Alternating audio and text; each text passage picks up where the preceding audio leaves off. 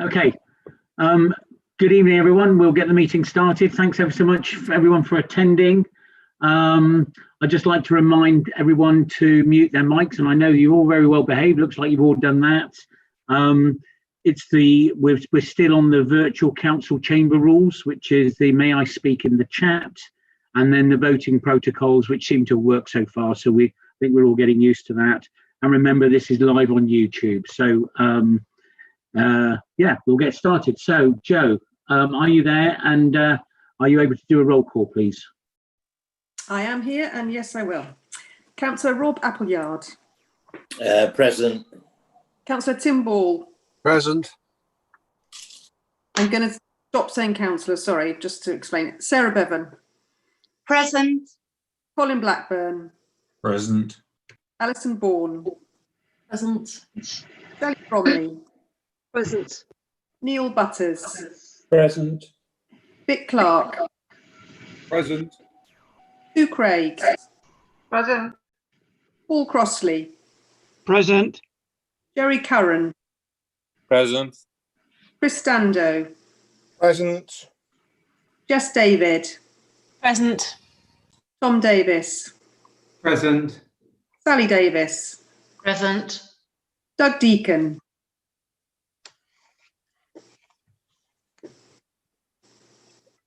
Doug, I have seen you there. Okay. Winston Duguid. Present. Mark Elliott. Present. Michael Evans. Present. Andrew Furs. Present. Kevin Guy. Present. Alan Hale. Liz Hardman. Present. Steve Hedges. Present. Joel Hurst. Present. Lucy Hodge. Present. Duncan Hounsell. Present. Sean Hughes. Present. Eleanor Jackson. Present. Grant Johnson. Present. Dr. Kumar. Present. Hal McPhee. Present. Ruth Beloy. Present. Paul May. Present. Matt McCabe. Present. Sarah Moore. Present. Robin Moss. Present. Paul Myers. Present. Lisa O'Brien. Lisa? Present. Thank you. Michelle O'Doherty. Present. Barrett Pankania. Present. June Player. Present. Dick Pritchard. Present. Amanda Rigby. Present. Dina Romero. Present. Mark Roper. Present.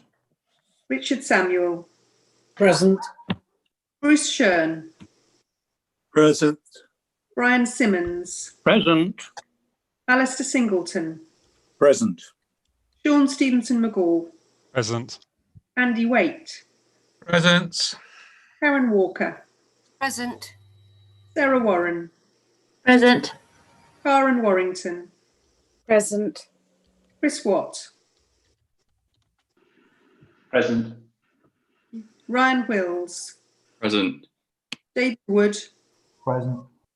Joanna Wright. Present. Thank you. Thank you very much, Joe. Thanks, everyone. Joe, you're still on. You're still on. Are there any interests that we've received from members? I haven't been notified of any. I'll announce that the monitoring officer is issuing a general dispensation for councillors or their relatives who might have been in receipt of financial remuneration from the government in relation to COVID-19, business grants and furloughing, etc. And you might want to check with councillors now if they have any interest that they need to declare that they haven't yet notified. Yeah, thank you, Joe. So are there any interests outside of those that you need to declare, please?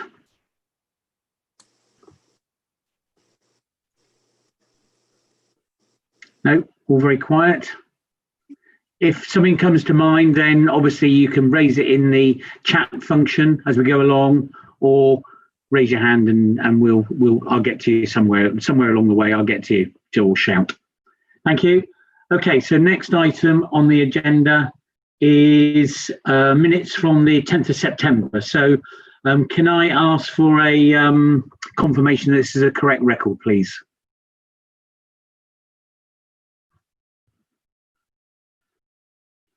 Can someone move that? Hi, Andy. Yeah, I'm happy to move it. Okay, and a seconder, please. I'll second it. Thank you. Thank you, Rob. There's no further comments, so I'll take that as a approval and confirmation. Thank you very much.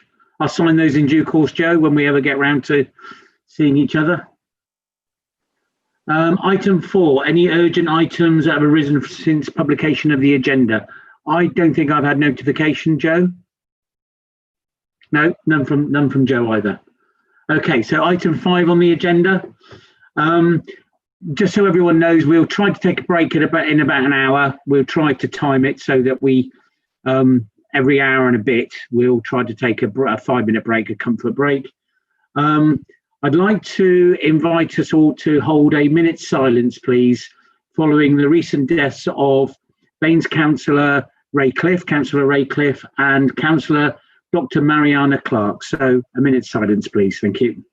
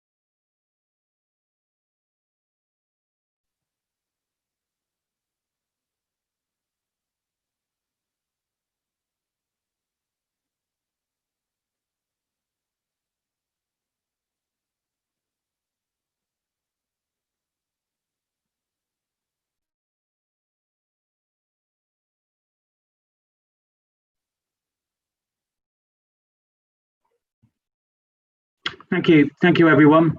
Yeah, just pass on our condolences as a council through this forum to the families associated with those 2 ex-councillors passing away. Thank you very much, and it's sterling work they've done in their communities over the years. I'd also like, and one other announcement, I'd like to share thanks and say farewell to Maria, our monitoring officer, and who keeps us all in check at times. I know probably Maria is probably watching this today. I don't know whether the leader of the council wishes to say anything extra, but just on behalf of the council, I'd like to say our thanks to Maria and appreciate all the hard work she's done, and for a happy retirement. Dina? Thank you, Chair. Yes, I'll just echo your words, and obviously we're all very sad to see Maria go, but I hope that she has a lovely time doing whatever she wants to do, whenever she wants to do it, once she has left the council. Yeah, great. And she can enjoy her retirement without having to keep us all in check. That's one thing. One bonus you'll get from it.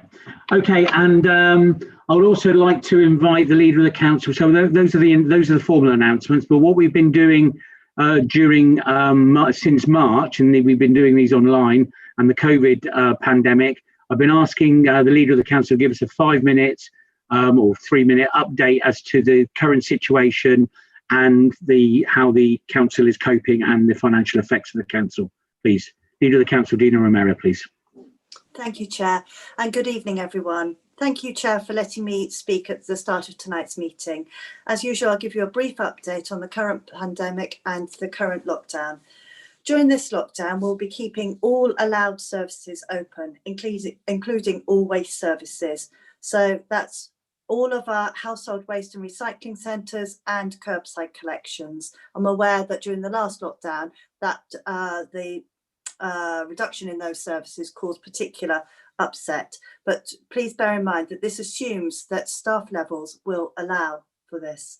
Where a service is reduced, please will you encourage residents to bear with us. Where possible, we will deploy people to keep essential services going, but as in the last lockdown, the council has been given additional duties, including distributing business support grants, including a discretionary scheme, as well as ensuring those on the clinically extremely vulnerable list receive the support that they need.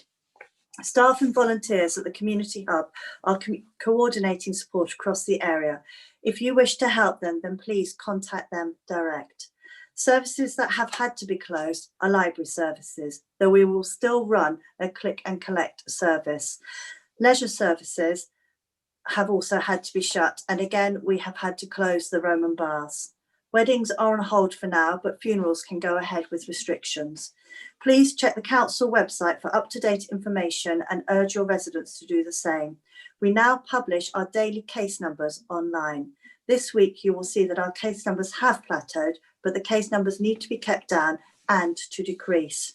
I have weekly meetings with all the council partners and we are working on consistent messages and actions across all our agencies to make this easy for residents. We have employed COVID safety officers to engage and encourage people out and about to do the right thing.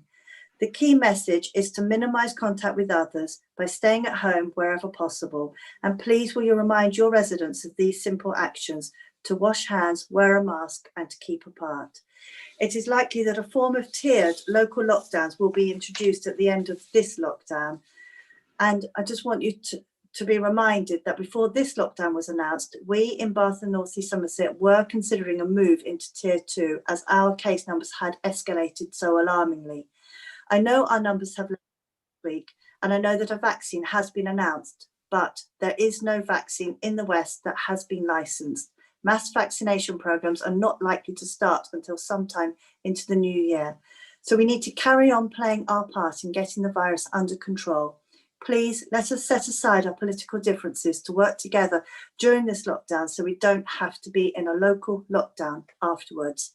And finally, if you haven't already done so, can you please sign up to the council's weekly e-news, and then you will get up-to-date information based on that week's advice from government.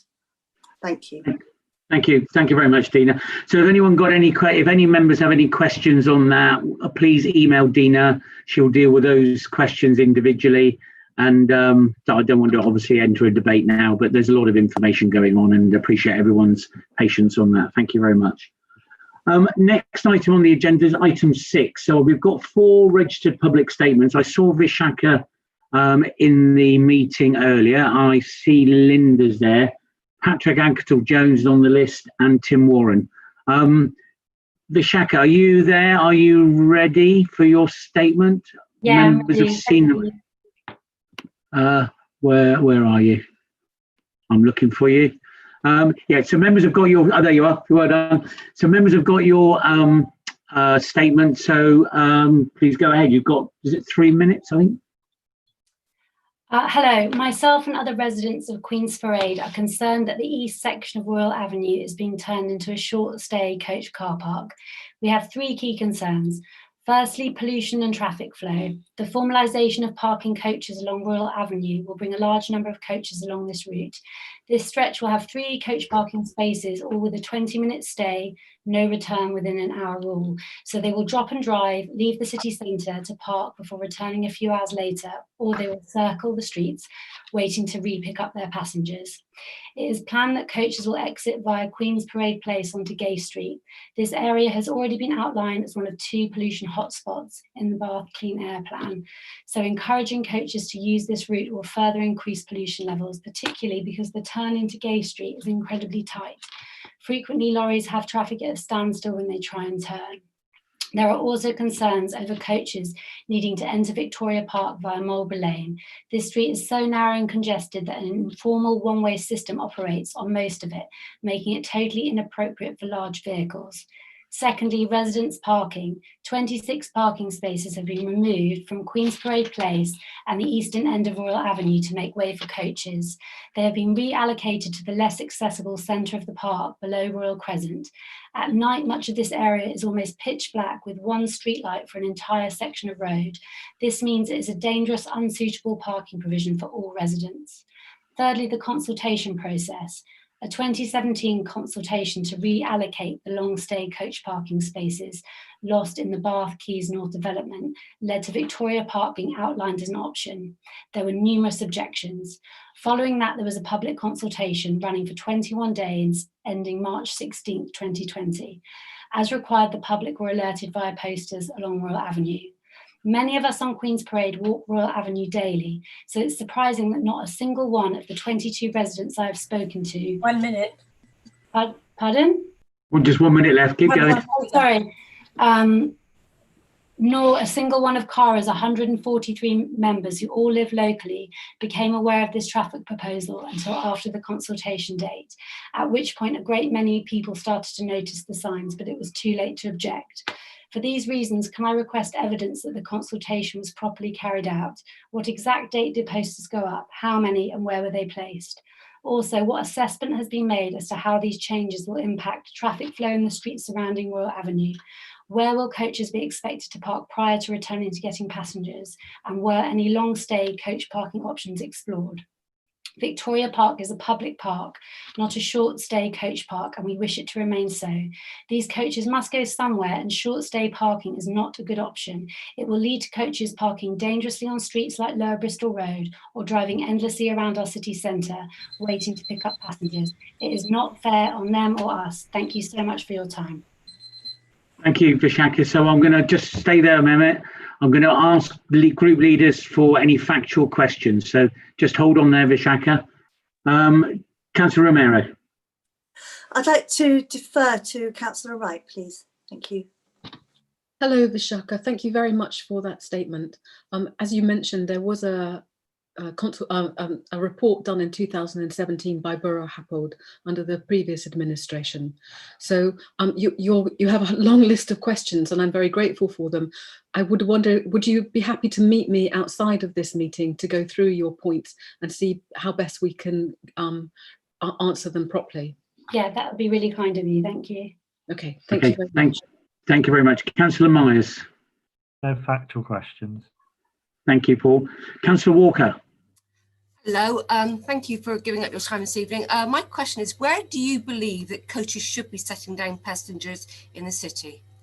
I believe because the parking that was lost was long stay coach parking, and that is what needs to be replaced, because if you're just doing short-term drop-offs for coaches, it just exasperates the problem, because they have to come into town, go back out again, come back in again and go back out again, or they just circle round. If they don't need to pick up passengers for an hour, there's nowhere for them to park in the city centre. So I feel like a suitable place has to be found that's comparable to what we've lost, a similar amount of car parking space, because I know this, you know, it also affects an area down by Pulteney Street and it's the same problem. I just think you have to replace like for like, not replace something with something that's far worse, because you're just encouraging them to come into the centre of town. Yeah, that's lovely, thank you. Thank you, Vishaka. Thank you, Karen. And Councillor Moss, please. No questions, but thank you for your statement, Vishaka. Okay, thank you, Vishaka. You can go on mute. You're allowed to stay here for the moment until all the public questions, but what most speakers do, they leave down and rejoin on YouTube. Okay? Thank you. Thank you for your time. So I've got Alderman Patrick Anketell-Jones next. Good evening. Good evening, Chair. Thank you very much. I've come to speak on behalf of a group of active residents who believe gulls to be an invasive species, harmful to the social and environmental well-being of residents. We believe gull control should be a local authority matter, and that Natural England and DEFRA have got the facts wrong on two main points. Point one, herring gulls and lesser blackback gulls are not endangered. Point two, gull colonies do not depend on city centre food waste. Addressing the first point, herring gulls are red listed by Natural England because their coastal numbers have shown a steep decline, but we know that urban gulls have been omitted from the census data. In fact, urban populations have had a very healthy growth rate for the last 20 years. Despite this, Natural England has used the incorrect endangered status to tighten council licensing requirements. Many residents are happy to pay for regular nest removal and to control gulls, and BAMES should lobby Natural England and DEFRA to revert to the more easily accessed licenses, especially for councils. The second point is that Natural England have linked urban gull colonies with food waste. However, recent research concludes that while keeping urban areas cleaner and free from consumable rubbish is highly desirable, it has not prevented gull numbers from increasing in towns and likely never will. The attraction of urban sites is the safe rooftop nesting locations, while gulls will feed from more substantial food sources beyond city centres. Finally, there is an opportunity here for the council to reset its gull control plans through the gull proofing of city centre roofs. This is cost effective and longer term than nest removal.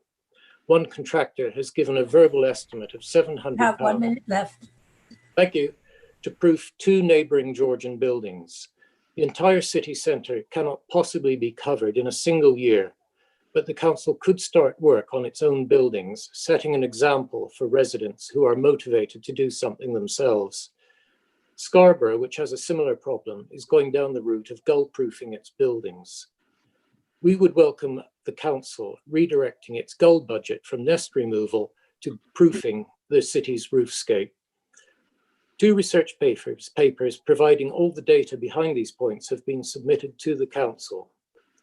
Wherever it may be, the gull problem is always local, and it is best tackled at local level by local authorities. Thank you, Chair. Thank you very much, Patrick. So I've got, just hold on there, I've got group leaders to ask questions. So Councillor Romero first, please. Thank you, Chair. Yes, I'd like to defer to Councillor Crossley, please. Hi there, Patrick. Thank you very much for your statement. When you talk about roof proofing of roofs, are you referring to netting? And if so, the council already has a large number of roofs netted. So is it netting you're referring to, or some other system? Multiple deterrents. It could be netting, it could be spikes on chimney pots, it could be simply stopping gulls from nesting in niches in the roofs by blocking them. I don't prefer one over the other. I think all should be used, and I'm very grateful, very thankful to hear that the council is using netting. That's good news. Thank you for that. Councillor Mize, next, please. Defer to Councillor Pritchard. Hi, Patrick. Patrick, you suggest that the council should reset its gull control plans to concentrate on gull-proofing city centre roofs, as is the practice in Scarborough. Would you see this as a preference to not only the removal of nests, but also the process of egg oiling? I don't have a preference, but you have to be pragmatic about this. At the moment, the gull proofing is the only thing we can do that does not have any legal restrictions on it. Oiling and nest removal is virtually impossible under the current licensing regulations. So I would like to see gull proofing as the way forward until the general license is restored to its previous status and effectiveness. Thank you very much. Councillor Walker, please. Thank you, Chair. May I defer to Councillor June Player? Thank you. Hi, Patrick. Do you agree that maybe BAMES' planning policy should now be strengthened to exclude any further developments that naturally attract gulls to nest on them, such as flat roofs? Well, yes. I mean, I don't know whether or not the council has the authority to make it a requirement to design buildings that are gull-proof. But certainly, you know, by doing that at the planning stage, it is much more cost efficient than retrofitting. So I think it's a very good idea, and it would be welcome if the council could do that. Thank you, Patrick. Thank you, June. And Councillor Moss next. Hi, Patrick. As you've mentioned Scarborough, I'm afraid I have to defer to Councillor Jackson. Yes, thank you thank you, Councillor Moss, and thank you. I was just wondering if you were aware that Scarborough has a special problem in that the cliffs where the gulls used to nest when I was a child in Scarborough have fallen into the sea, and so this is really not comparable for Bath. And secondly, whether you had not seen that the report about a year ago on the Bath gulls was that their numbers have actually declined. The gull numbers in Bath have declined because the nest removal was becoming effective prior to the tightening up of the regulations and making nest removal impossible. I think what we can do with gull proofing is probably stabilize the numbers and then lobby central government to restore the general license to effectiveness. Thank you. Thank you very much, Patrick. Thank you, Eleanor. Okay, Patrick, thank you for that. That's the end of the questions from leaders. The form is that you're allowed to stay during the questions. You can leave now and rejoin on YouTube for an exciting evening of full council. I know you probably missed them. So anyway, have a good evening. Thank you for your time. Thank you for your time tonight. Thank you, Chair. Thank you. So I've got another speaker, which is Alderman Tim Warren. We're blessed with all these aldermen tonight. Where's Tim?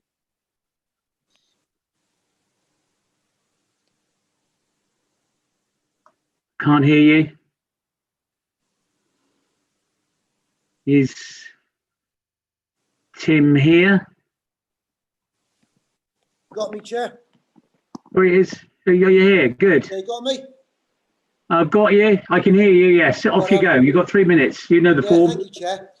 Back in 2019, when council leader, Ashley Eyre and I met with other leaders from Somerset and North Somerset, actually, who were going through a few financial problems at the time.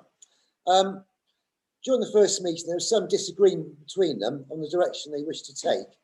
So we thought it better then that Baines took a back seat and step aside whilst their internal discussions were taking place, and until they found some common ground. During that time, we did a bit of work ourselves so we could understand any risks that may be involved on joining any unitary at a later date, which is what we're talking about in the agenda item tonight. The intention after that was to have an in-depth discussion with Somerset and see which route they wanted to take. We could then have a frank, open book discussion to decide if and where we could fit in and whether or not it worked for us. My fear for Baines then, and still now actually, is that we're a relatively small authority where the direction of travel around the country is to form larger ones. And no, I don't mean a return to Avon before anyone asks that, especially Councillor Moss, to shut them up 3 stars. This is so that economies of scale can achieve great efficiencies in time of immense difficulty. The economic environment has changed dramatically since joining. We were talking about joining with or Somerset, and that was all looked at. Under David Fothergill's leadership, Somerset County has made vast savings, whilst unfortunately Baines has gone a little bit the other way. The golden goose, tourism, is in hibernation at best, and it could be some years before it fully recovers. Add to this the declining income in commercial property, and it points to not a very pretty picture. The abruptness of all this has happened, and basically could not have been foreseen, so I'm not pointing things at anybody. The way things have happened, it just happened. I believe the office sector will return quickly 1 minute left. once COVID is out of the way, but a lot of shops will never reopen. However, There is a housing shortage, so this could create opportunities for the council. I'm always great one to look on the bright side. Now is the time more than ever to strengthen relationships and collaborate with neighbouring authorities. I was disappointed to hear that North Somerset were blocked from joining WECA. They're part of Bristol's travel to work area, and I think all authorities, including Bristol, would benefit with North Somerset belatedly joining. No government will find a way to intervene to rectify this situation. In future, I'd like to see this combined authority include not just North Somerset, but the whole Somerset, Gloucester as well, joining present members. This would put the west of England on par with the bigger combined authorities and increase influence in government. And finally, I was surprised to see this item come tonight, as any expressions of interest, I believe, had to be in by Monday. So if council did decide that they had an interest in taking discussions forward, the deadline was already gone. Thank you very much. I'll stop there. Thank you very much, Tim. Group leaders, and remember we have a debate later. Well, we have a potential debate later on the paper. So, factual questions, please, Dina. Thank you. Yeah, I just wanted to clarify something with you, Tim. Sorry, Alderman Warren. Forget the alderman bit. I feel quite a young man. Which is, are you disagreeing then around the advice that concluded that there were significant risks to the council's ability to deliver its strategic priorities? No, I'm not. No, I'm not. At the time, no, we had the Golden Goose, we had tourism, etc., etc., etc., and there's a good chance that we could, we could have ended up going in at a loss. And so I think things have changed now. However, I don't disagree with it at the time, but times do change. But I think in the future, we are just a small authority. I think we have to look to collaborate, I'm not saying particularly joint, we have to collaborate with our local councils. Thank you. But Thank you very much. Good at the time. Thank you very much. I'll move on. So, Councillor Myers, please. Thank you. Tim, you mentioned housing opportunities arising. Could you please clarify what you meant by that? Yeah, absolutely. There are difficult situations at all times. I'm a great one that you have to look at the positive and any opportunities. We have Aquarius Developments, which is an arm's length council development company, for anybody that's listening and doesn't know that. A lot of these empty shops will remain empty. So I think the only way forward, or one of the best ways forward, is turn them into housing. We've got much needed housing. With Aquarius doing it ourselves, we can then provide much needed rental income for the council. So I think it's an opportunity we should grasp with both hands. Thank you, Tim. Councillor Walker, please. Thank you, Chair. It's good to see you, Tim, even if it's just virtually. My question is, how important do you feel that Bain should have a good relationship with the County of Somerset and Bristol? Yeah, very much so. I say now's the time of collaboration. Baines is very small. We punch above our weight, and we've run very part. I'd say it's difficult times at the moment, and I'm not pointing fingers because it's not fair to do so. However, I think it's more important than that we do have a good relationship, especially with Bristol, which I believe at the moment isn't great. During the last administration, we took a long time creating a better relationship, firstly with George and secondly with Marvin Rees. Now, you know yourself, if you live in a small village, you have to get on with your neighbours. And I think it's very important that, Dina especially, she should now, work with our neighbours and get a good relationship with them. Thank you for that. Thank you, Tim. And Councillor Moss, please. Hi, Tim. Hi. And I'm shocked that you'd think I would ask a question about Avon. I'd say half the question. But you did mention about North Somerset. Do you think that if the government wants to encourage WECA to increase from 3 councils to 4, that they should publish a budget that goes up by proportionate amount? Yeah, I mean, at the time when we first did the deal, as you know, it was £900 million, so it's almost £1 billion for 4 authorities. When North Somerset pulled out, we negotiated to get that deal for the 3, and at the time it was the best deal that had ever been done. However, at the moment it's a deal, and I quite understand. I don't agree with Marvin, but I quite understand he's taking the route he is. He thinks he's doing what's best for Bristol and B for the party, dare I say. But I think something should have been arranged so that to have got North Somerset in. Even if there was no extra budget, North Somerset would be much better to have them in the combined authority. Things like, I think it's going ahead now, Portishead Rail. But that could have been done by now. The money was there to do it. They weren't part of the combined authority at the time. And I hope that Somerset, I'd like to see, let's say, the whole of Somerset join, and Gloucester. I think then that puts us on par with everybody in the country and gives us a lot more wallop, for want of a better term, with government. Thank you, Tim. Thank you, Robin. Thank you.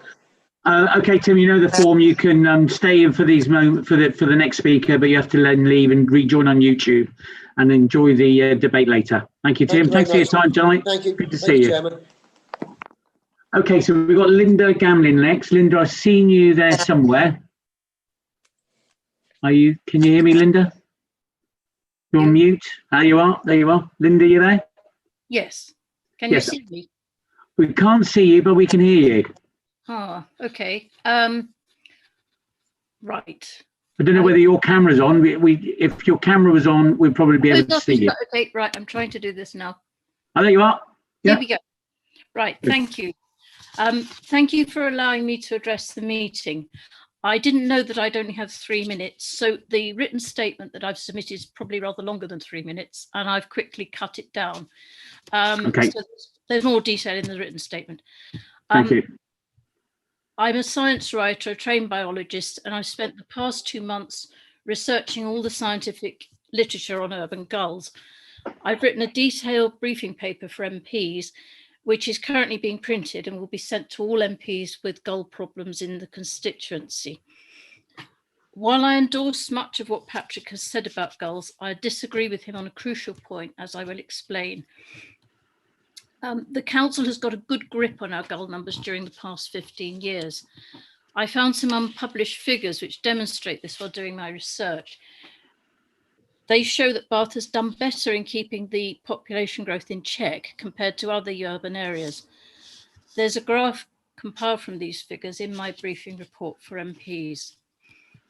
The tragedy now is that the council's grip on gull numbers is about to be lost with potentially disastrous consequences.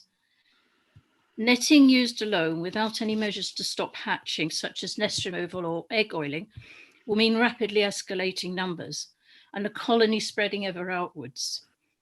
If hatching isn't controlled, then Bath's nesting colony in 5 years' time will have 4 times as many gulls as now, in a donut-shaped nesting colony around the netted area in the centre. They will still fly into the centre to snatch food from the hands of residents and tourists, to forage on cafe tables, look for naked bin bags to rip open, and generally make a nuisance of themselves. The thing to grasp is this: there are probably over 1,000 suitable nesting sites beyond the currently colonised area that are not in use by gulls yet. To give one example, in the small area of Bath immediately around St James's Square, which is where I live, we could accommodate several hundred gull pairs. Periodically, 1 minute left. Periodically, pioneers do arrive and build nests, and we have up to now kept them at bay with nest removal. As long as there's no history of successful breeding at a site, they're quickly discouraged when the nest is knocked off the roof. This is the crucial flaw in the idea that diverting the council's entire budget for nest removal and egg oiling into netting roofs is a long-term solution. You will say, of course, yes, but we can't remove nests or oil eggs anymore. Right now that is so, but this is a democratic society, not a dictatorship. We have a right to be heard. Councils and residents in Bath and elsewhere must insist on being able to take those measures against hatching. Otherwise, the urban areas of this country will be overrun by gulls. They're spreading further and further inland. Their numbers are always increasing, and it's clear they're becoming more bold and aggressive. Rather than resign ourselves to what's being foisted on us by Natural England, we should be kicking up a serious fuss and demanding that a general licence specifically for urban gulls is issued. Time is up. Thank you. Thank you for your attention. Thank you, Linda. Just hold on there a moment. So, Councillor Romero. Thank you, Chair, and thank you, Linda. I'd like to defer to Councillor Crossley, please. Thank you very much, Linda. By the way, thank you for your very well thought through and researched paper, which I have widely circulated and had several very positive comments back from people about the quality of the paper that you've produced. I quite agree with you that the way forward is to get the government to change its policy.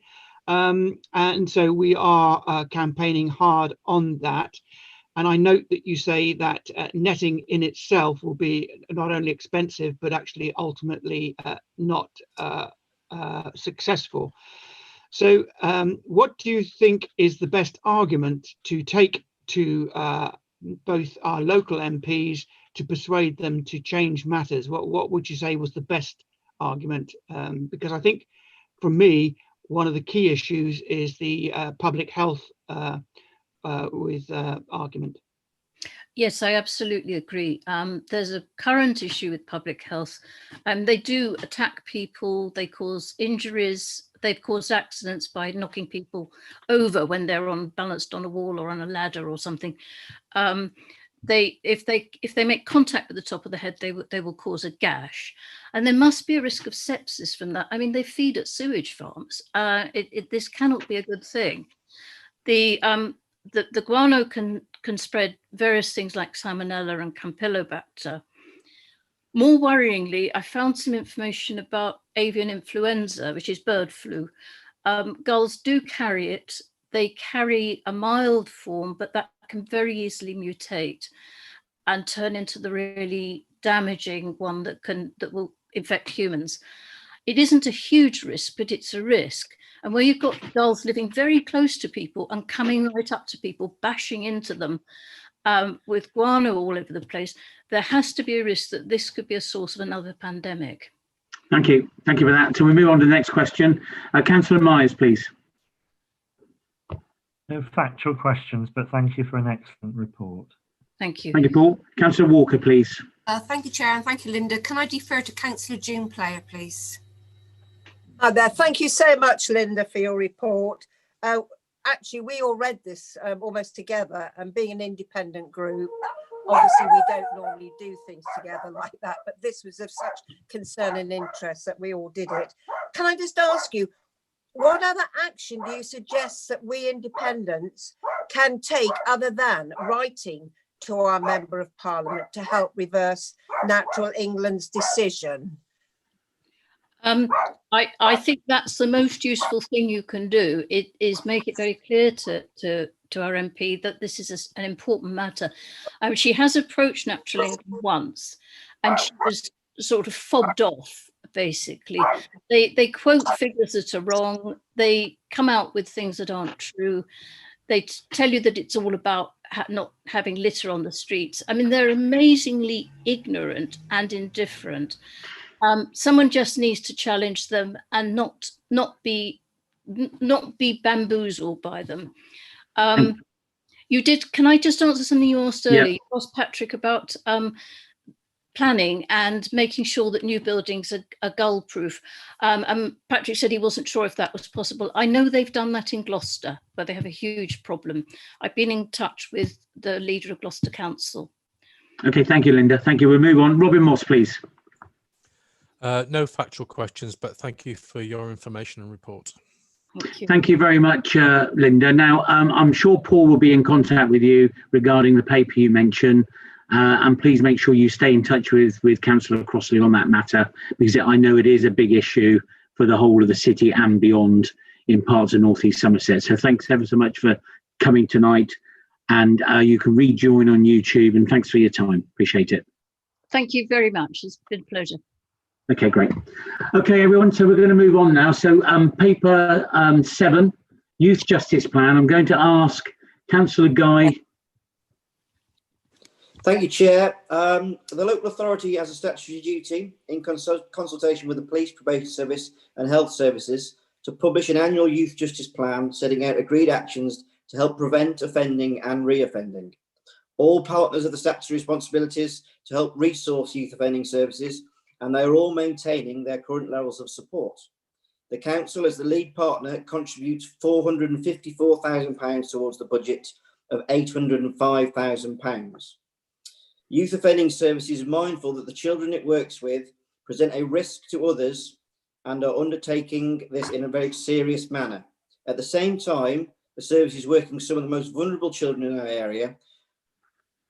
When the implications of the pandemic became clear, the service took clear RAG steps to rate our caseloads and identify the most vulnerable children in need. Contact has been maintained with every child, and the most vulnerable have been continued to receive consistent responses with face-to-face services, paid attention to their emotional and mental health needs, and supported them with engaging them in education, training and employment. The rate of children coming into the youth justice system, you'll be pleased to hear, remains low, and those entering the custodial system also remains low. There remains concerns about the rate of reoffending by a minority of children, which is being addressed through a trauma-informed interventions, involvement in wider multi-agency work to address criminal exploitation, and the participation of the violent reduction units to work address serious crime that is involved in the grooming of young children. Children from dual heritage and mixed backgrounds continue to be overrepresented in the justice system. This is currently being explored through active involvement in the local criminal justice board and the LAMI review. A high level of compliance was found in the service, and national standards of self-assessment are good.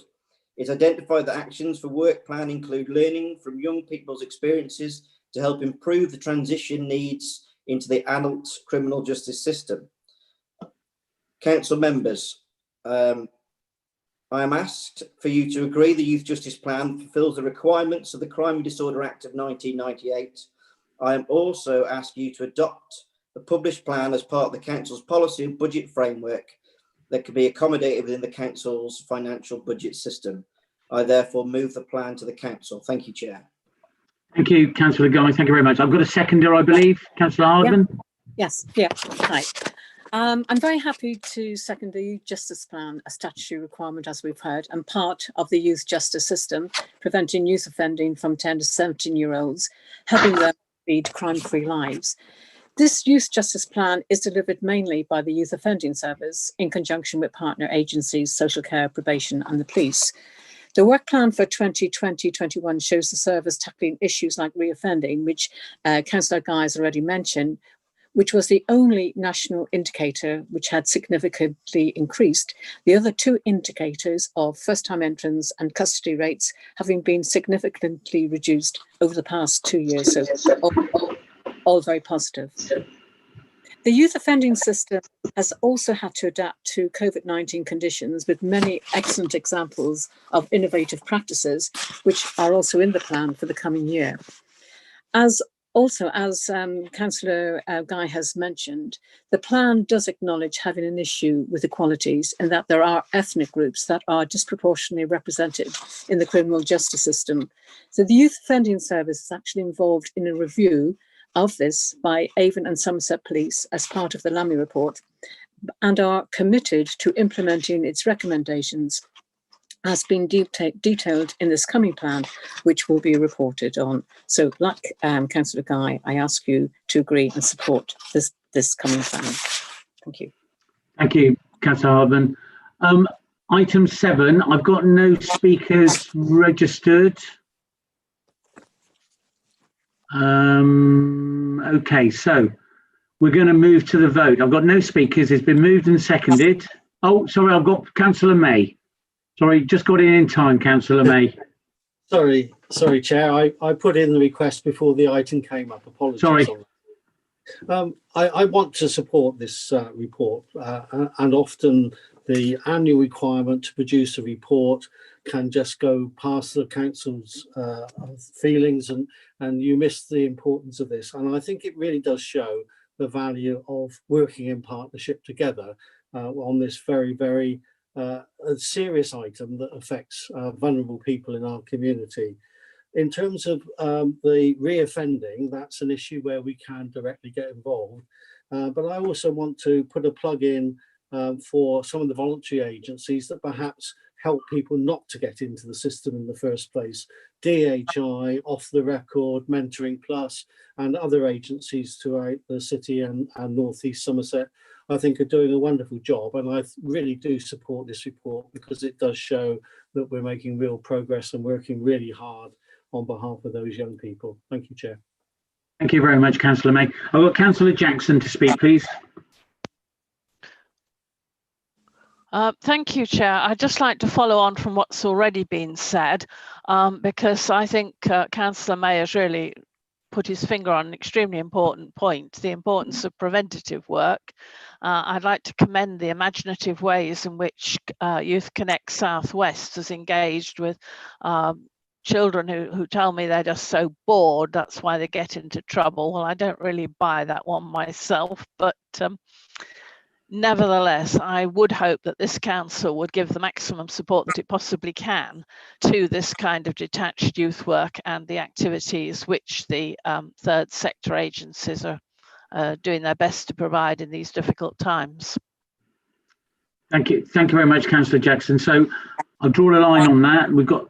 I've got no more speakers.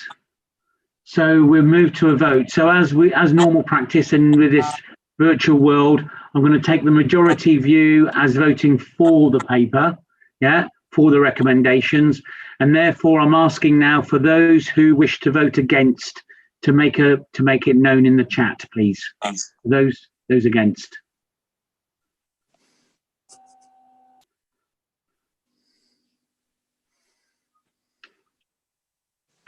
Okay, I'm going to now move on and ask for those who are abstaining, please. Those abstaining, please make it clear in the chat, please.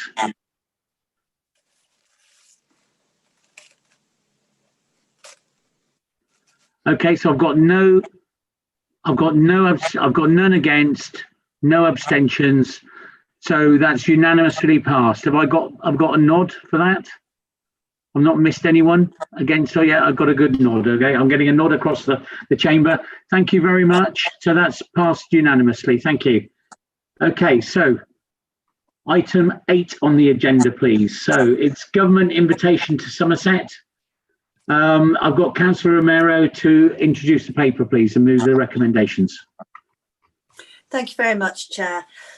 So I'm just going to give a bit of a recap of the points that were made at Cabinet last week, where we received a letter from the Secretary of State for Housing and Communities and Local Government on the 9th of October, asking if we wanted to submit a locally led proposal for a unitary with all or part of Somerset. In May 2018, Somerset County Council announced its intention to explore a model of government which might deliver better services in Somerset.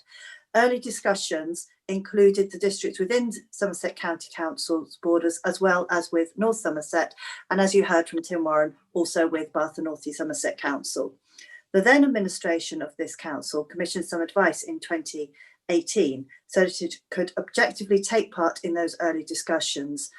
And as you heard confirmed by Tim Warren, that advice concluded that there were significant risks to the council's ability to deliver its strategic priorities, noting that the proposed financial impact, along with the ability of Bath and North East Somerset to be able to develop policies and interventions specific to its socio-economic environment, were likely to be hampered, and that any benefits were deemed to be insignificant compared to the scale of risk compared to the proposal. I don't believe that that situation has changed. We have not formally taken part in discussions or been involved in the business plans drawn up and submitted by Somerset County Council, nor those submitted by the 4 district councils within Somerset County Council's borders. At this time, I do not believe we have anything to gain by submitting an additional proposal for government to consider. North Somerset has requested to join WECA, and this has some obvious benefits to us, as it consolidates the economic region that we already work within. It is frustrating that Bristol has declined to start consultation on this, and in doing so, as all authorities would have to agree, this means that none of us can consult, and the potential deal will not be considered by government. This appears to have put paid at this time to an expansion of WECA. The leaders of North Somerset, of South Gloss, and the Mayor of WECA and I have written to the Minister, to Luke Hall, expressing our regret that this is the case. We await his reply and any actions he may suggest.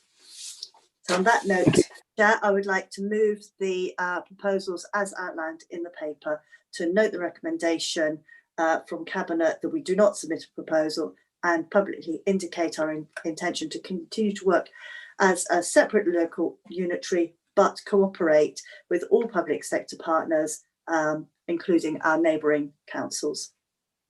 Thank you, Councillor O'Meara. Thank you very much for that. Okay, I've got Councillor Moss, I believe, to second. Is that right? Yes, Chair. I mean, first of all, I have to say this is obviously a disappointing missed opportunity to create a single unitary authority with North Yorkshire.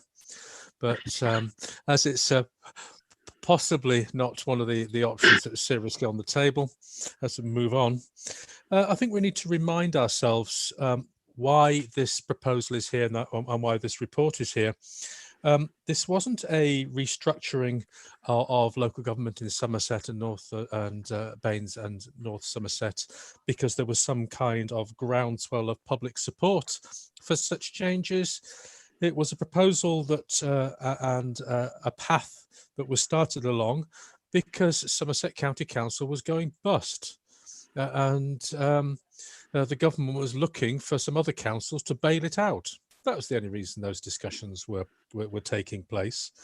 And the fact that we get a letter on the 9th of October with just a few weeks to put a serious proposal in to how you restructure a multi-million pounds local authority shows that I don't think the government meant this invitation to be taken seriously. And as there have already been quite a number of advanced and lively discussions, shall we say, between the county and the districts in Somerset. For us to put any proposals at this point in time would be simply disruptive. Do agree with the recommendations of this report that we should take no further action and are moving this forward for no other reason that I haven't had a single constituent come to me to say, it'd be great if we teamed up with Somerset. I've had a number of saying it'd be saying the opposite. And very clearly residents in Bath and North East Somerset do not look to Have 1 minute left.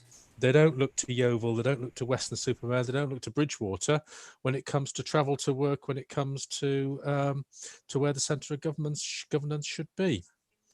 Now, I can't not pick up the point that Dina made about the discussions that are currently going on in WECA. I know that the political spin that has been put on is that the Labour City of Bristol isn't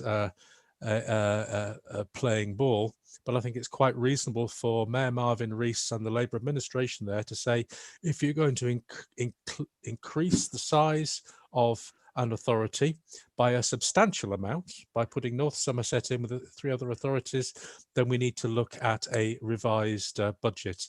And my understanding is that at that point in time, that is all the Labour administration in Bristol is asking. Thank you.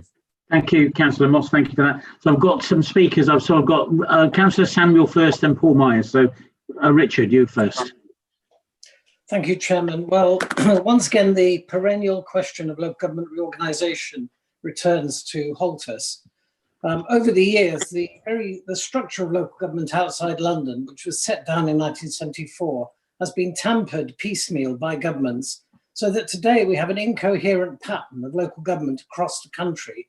There are 2-tier counties, county unitaries, combined authorities, and a plethora of partnerships, joint boards and other arrangements. Not to mention the fact that there are different structures in each of the devolved administrations. In summary, it is an illogical mess. Locally, the arrangements for Bath and North East Somerset were established in the 1990s, as we know, creating the 4 unitaries within the former county of Avon. It might have been assumed that it would be for a generation, but no, it seems.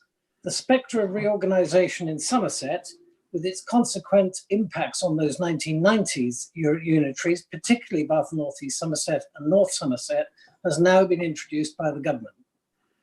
I find it particularly strange that our out-of-touch government is opening this discussion in the middle of a global pandemic arguably the most serious crisis to hit our country since the last war, at a time when councils should be concentrating on tackling the public health catastrophe and repairing their own finances after the damage done to them by this government's ineptitude.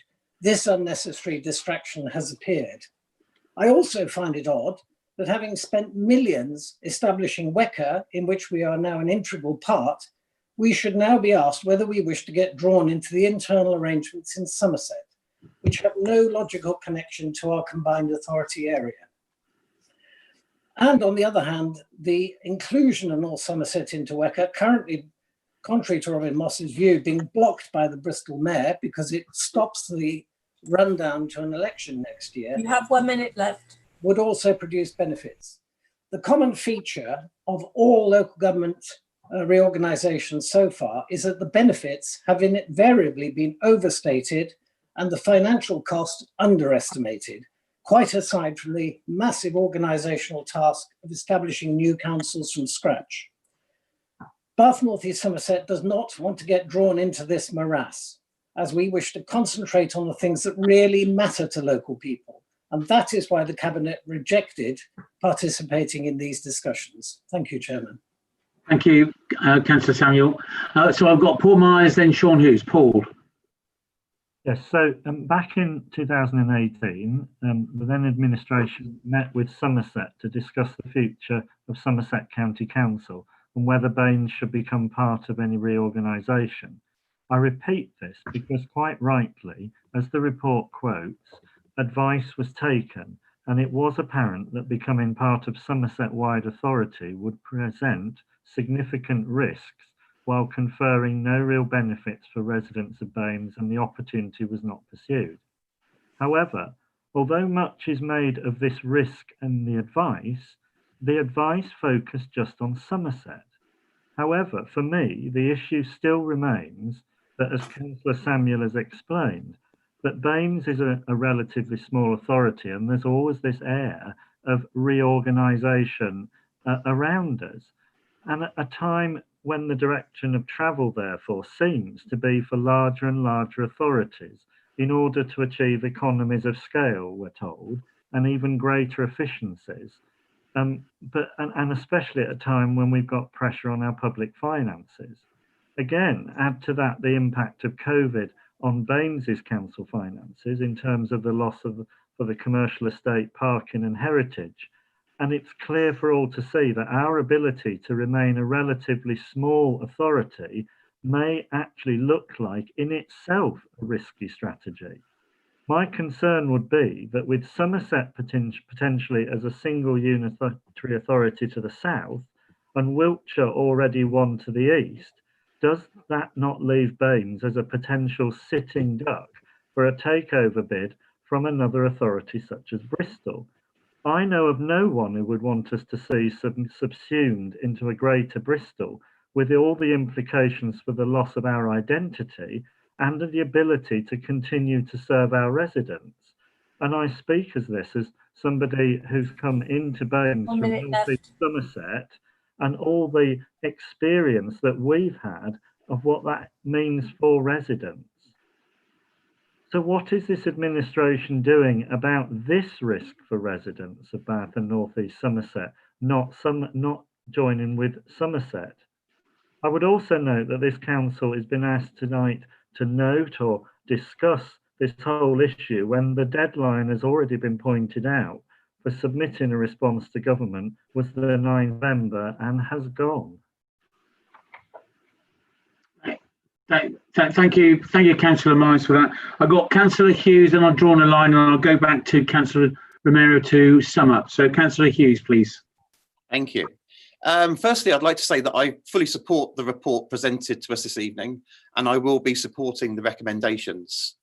I would, however, like to raise the issue going forwards of a possible boundary review between the current boundaries of Bath and North East Somerset and Mendip in the Midsummer Norton area. I understand this could or should be undertaken under a separate review called a Principal Area Boundary Review.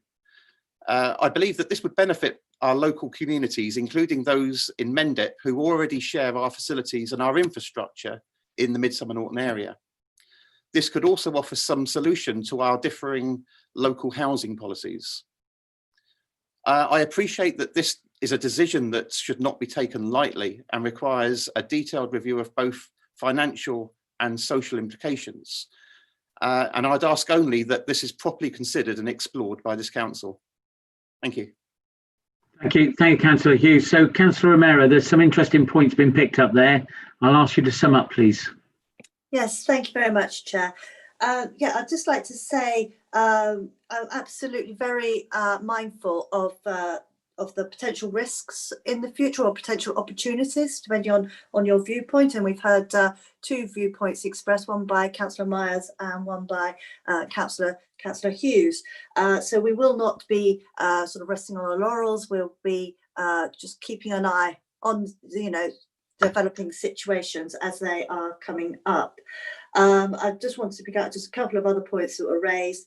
I absolutely agree. This, feels like an unnecessary distraction at this very moment in time when all of our efforts really ought to be focusing on addressing the pandemic and making sure that our residents are getting what they need at this time and for the future as well.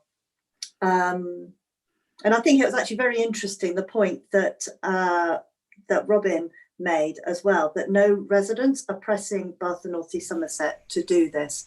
So I think that was a very interesting point as well. So on that note, I would just like to move the recommendations as presented and move to the vote. Thank you, Councillor O'Meara. So that's been moved and seconded. We've had our debate. So I'm making a presumption again that the majority view is for. So therefore, I'm going to ask those who wish to vote against to make it clear in the chat, please. Those against?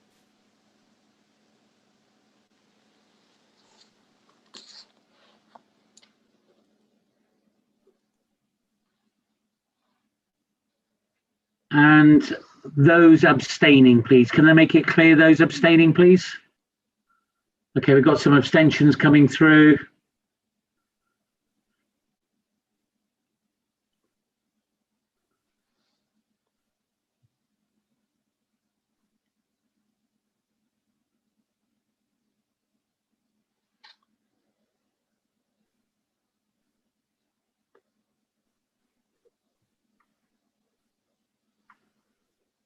Okay, so we've received abstentions. Joe, are you okay to count those? Yes. Just double check. Okay, yeah. I can record 9 abstentions. Abstentions.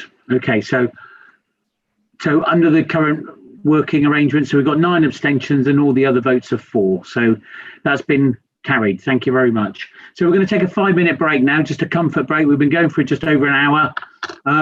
We shall return. My clock says 1938. So we'll return in 43, please. Thank you. Go on mute as well, just to remind everyone we're on mute.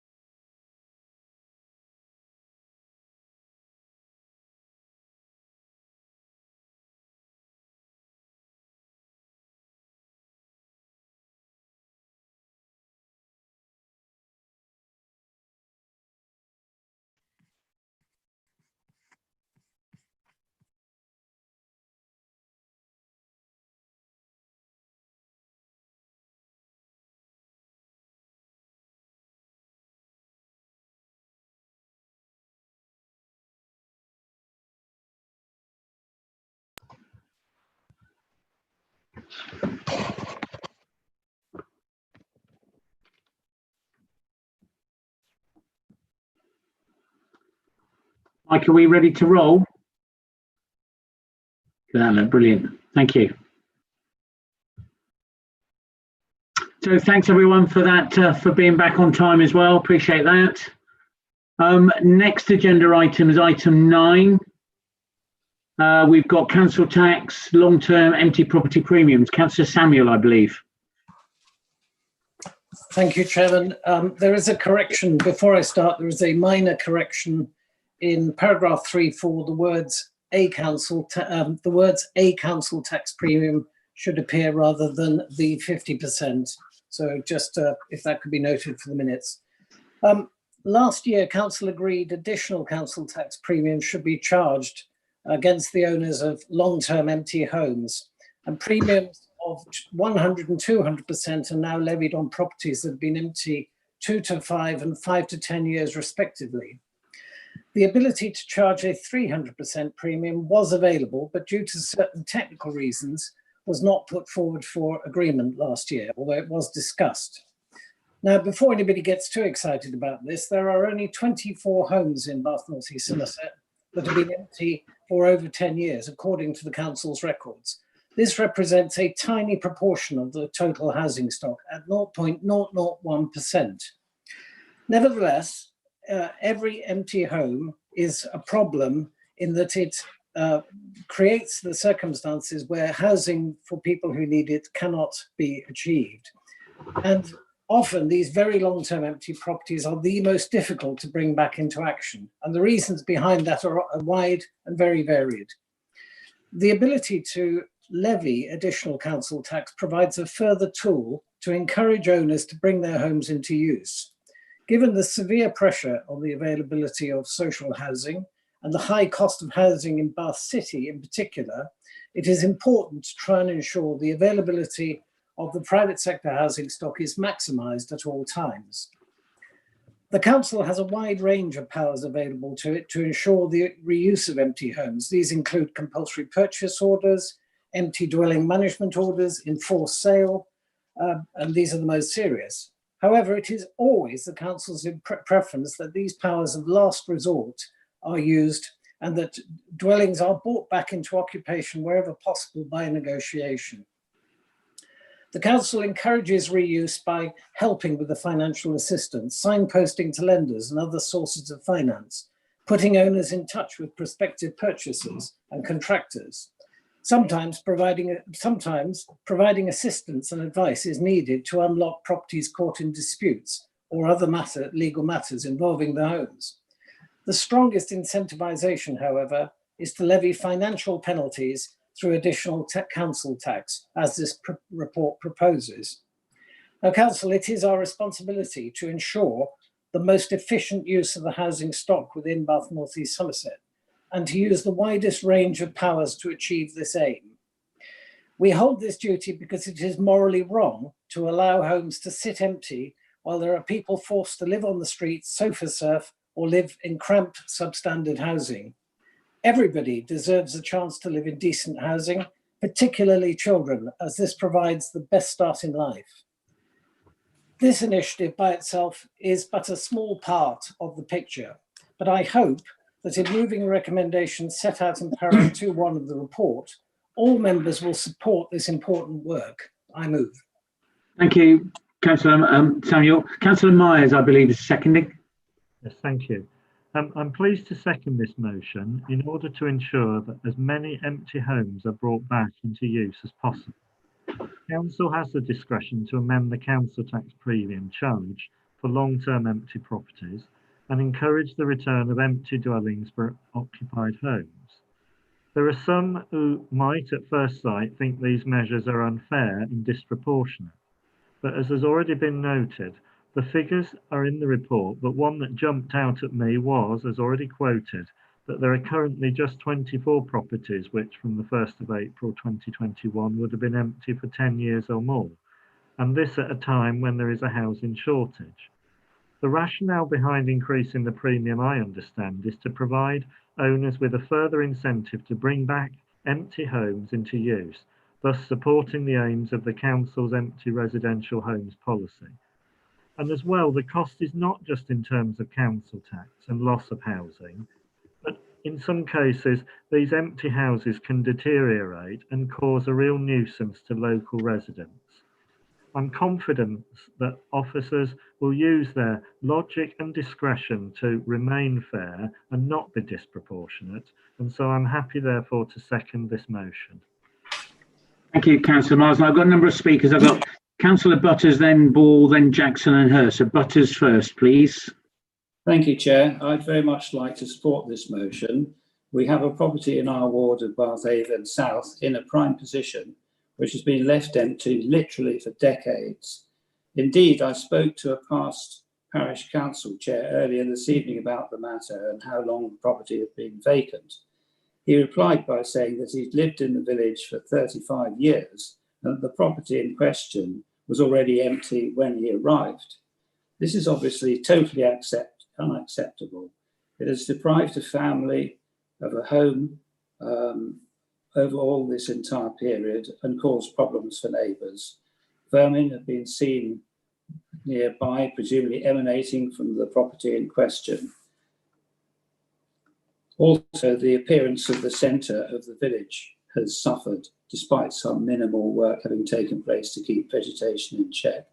Local residents are heartily sick of this situation, and I'm sure would greatly welcome more meaningful action being taken to put pressure on the owner. Thank you. Thank you, Councillor Butters. Councillor Ball. Yes, thank you, Chairman. It's no surprise I'm supporting this proposal this evening. Many of these houses built empty for 10 years or more have been ones that have been problem for decades, as Neil just said. Housing officers have been in contact with many of the owners of these properties, and these are the real hard ones to get at now. The financial penalty to many of these owners will actually encourage them to actually come forward now and take the offer that's been offered to them to market their homes or get repairs done so they can be reused. Many families are desperate for homes in Bath and North East Somerset. It's essential we get as many back in as possible. It's another positive step on that route.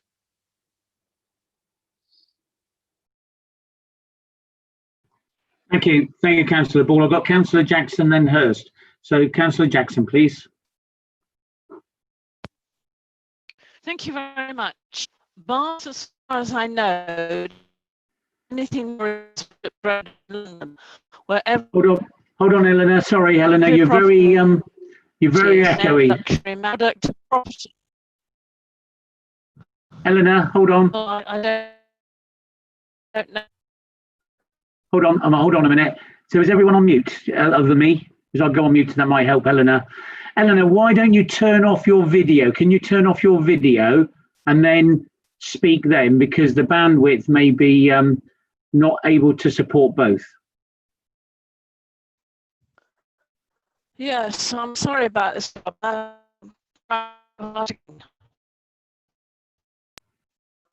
Hello, I can't hear you. Sorry, Eleanor, the suggestion is if you can turn off your video, do so, and then speak. I've done that.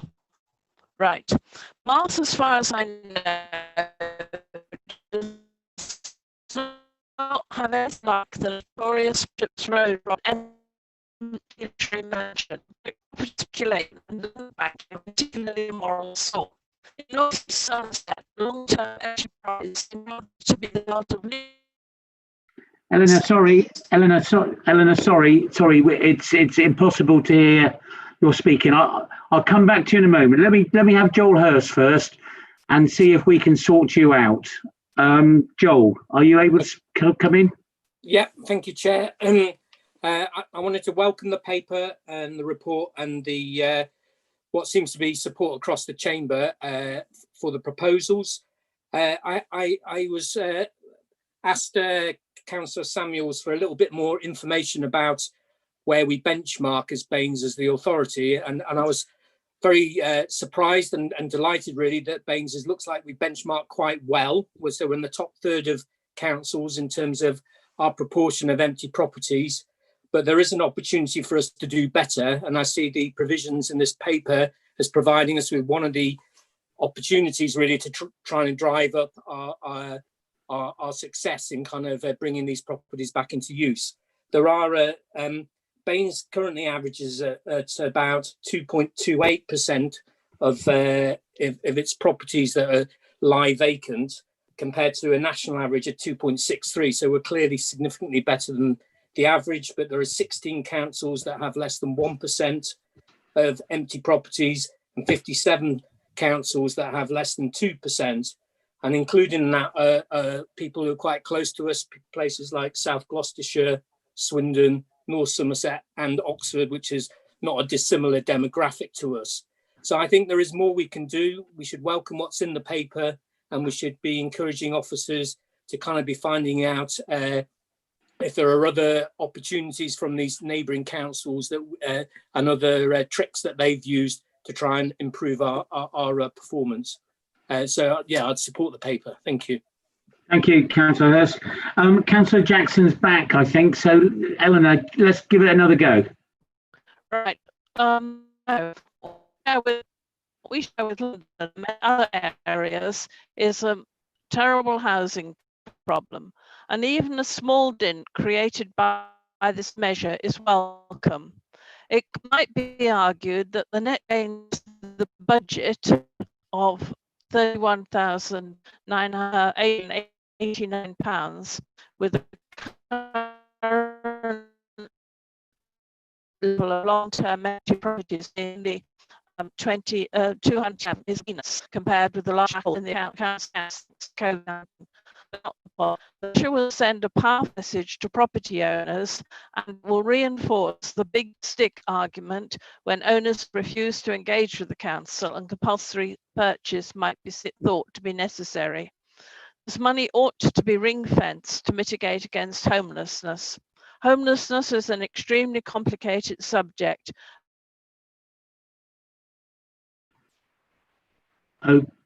We either lost you, you either stopped or we've lost you. So I'm going to move on. I've got Kevin Guy, Councillor Guy next, then Councillor Hedges. Councillor Guy.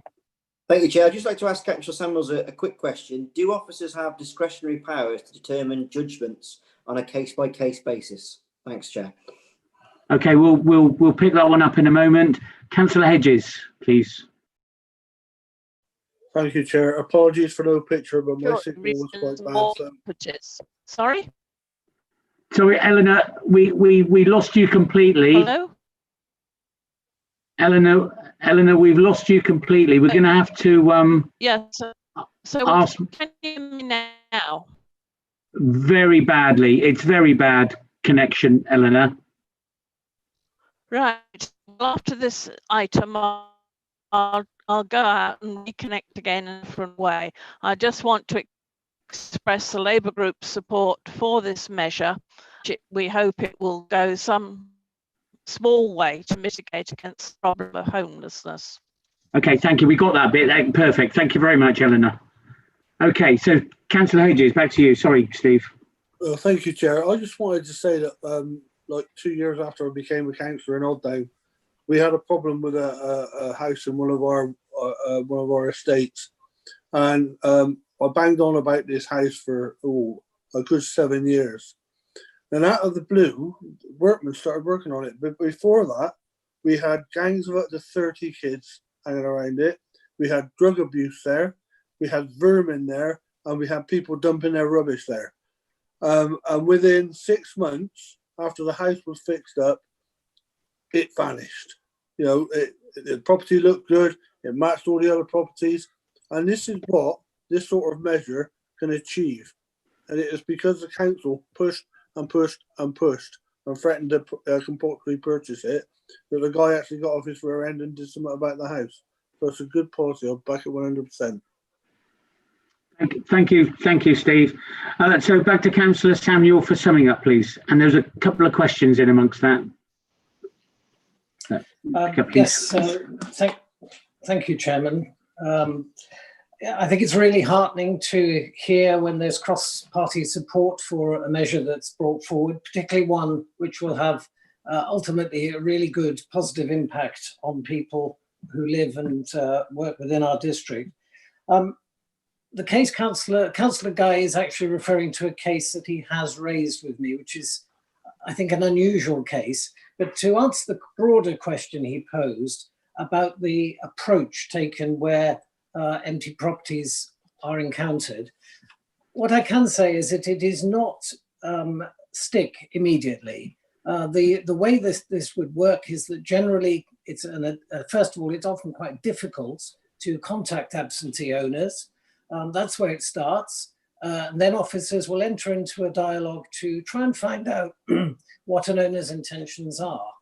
And really those measures further down the road that I referred to, like compulsory purchase, these are matters that really are right at the end of the process, where all efforts to get owners to engage or do work or bring properties back into use have failed. So this can be, I realize this can be a very frustrating process for ward members, because sometimes it's very time consuming. And every single case takes a lot of casework to try and bring it forward. I have given a commitment to Councillor Guy and Councillor Warren, because it's in both their wards, that I will look at the detail of the particular case they've raised, where it seems that discretion may not have been exercised in the way that they think it should have been. I think that was the main point raised, Chairman. I don't think I saw another one. No, that's correct. Yeah, it's really pleasing to hear such unanimity in the Chamber for this initiative. And I'll leave it there and let's go to the vote. Thank you very much. So we've got the recommendations as presented in the paper. There was the correction in the facts in the paper itself that Councillor Samuel raised with us. That will be minuted. So all of those, so we've got a majority vote in favour. So those against, please. Can we have any indication vote for those voting against?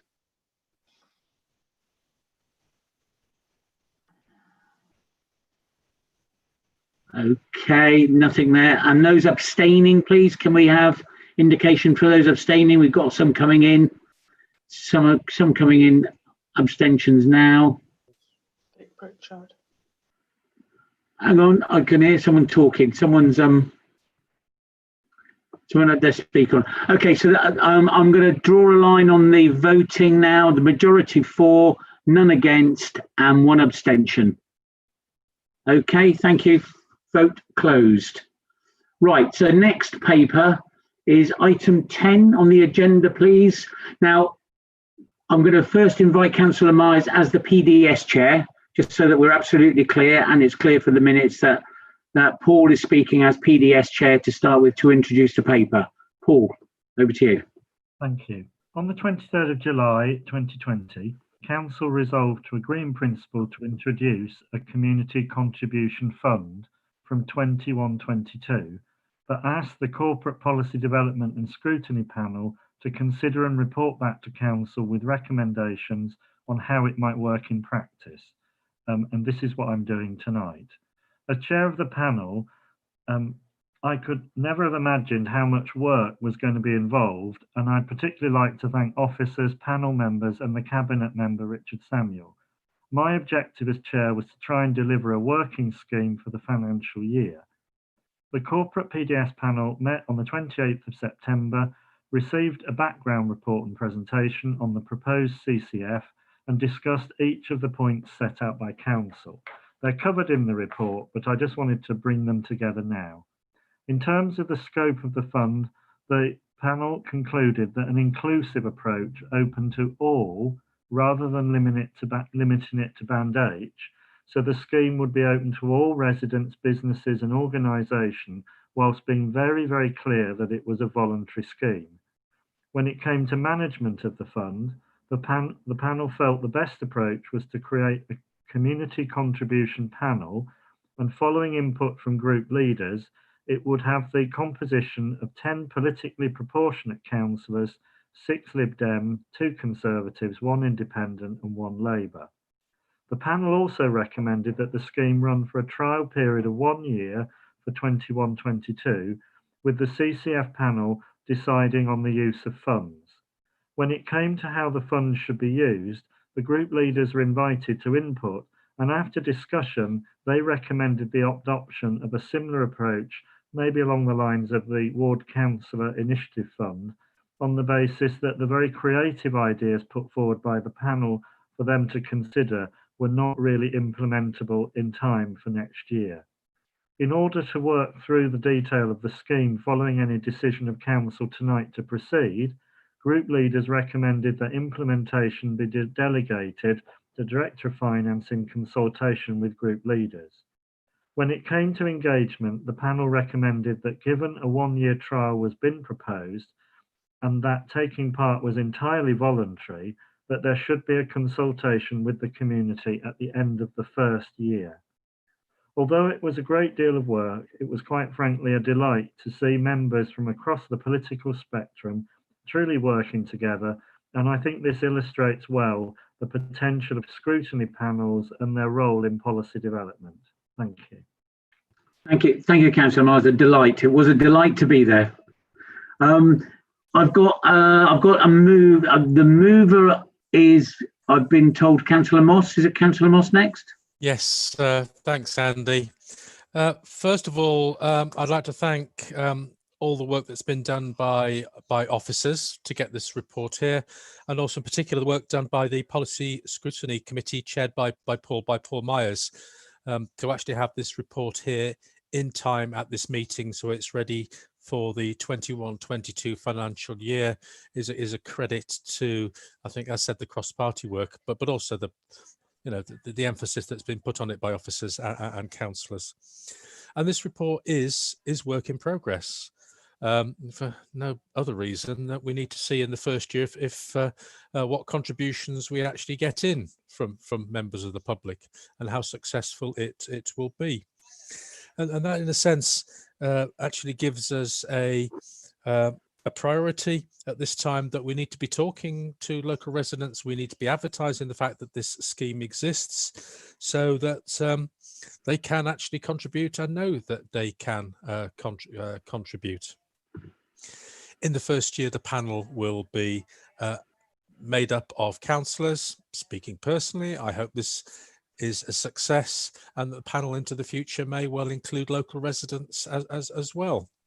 And certainly I think that we need to be talking more about the areas that we want to contribute to. I think one of the successes of the Westminster scheme was that they prioritised youth services, homelessness and loneliness. Actually had a very clear focus.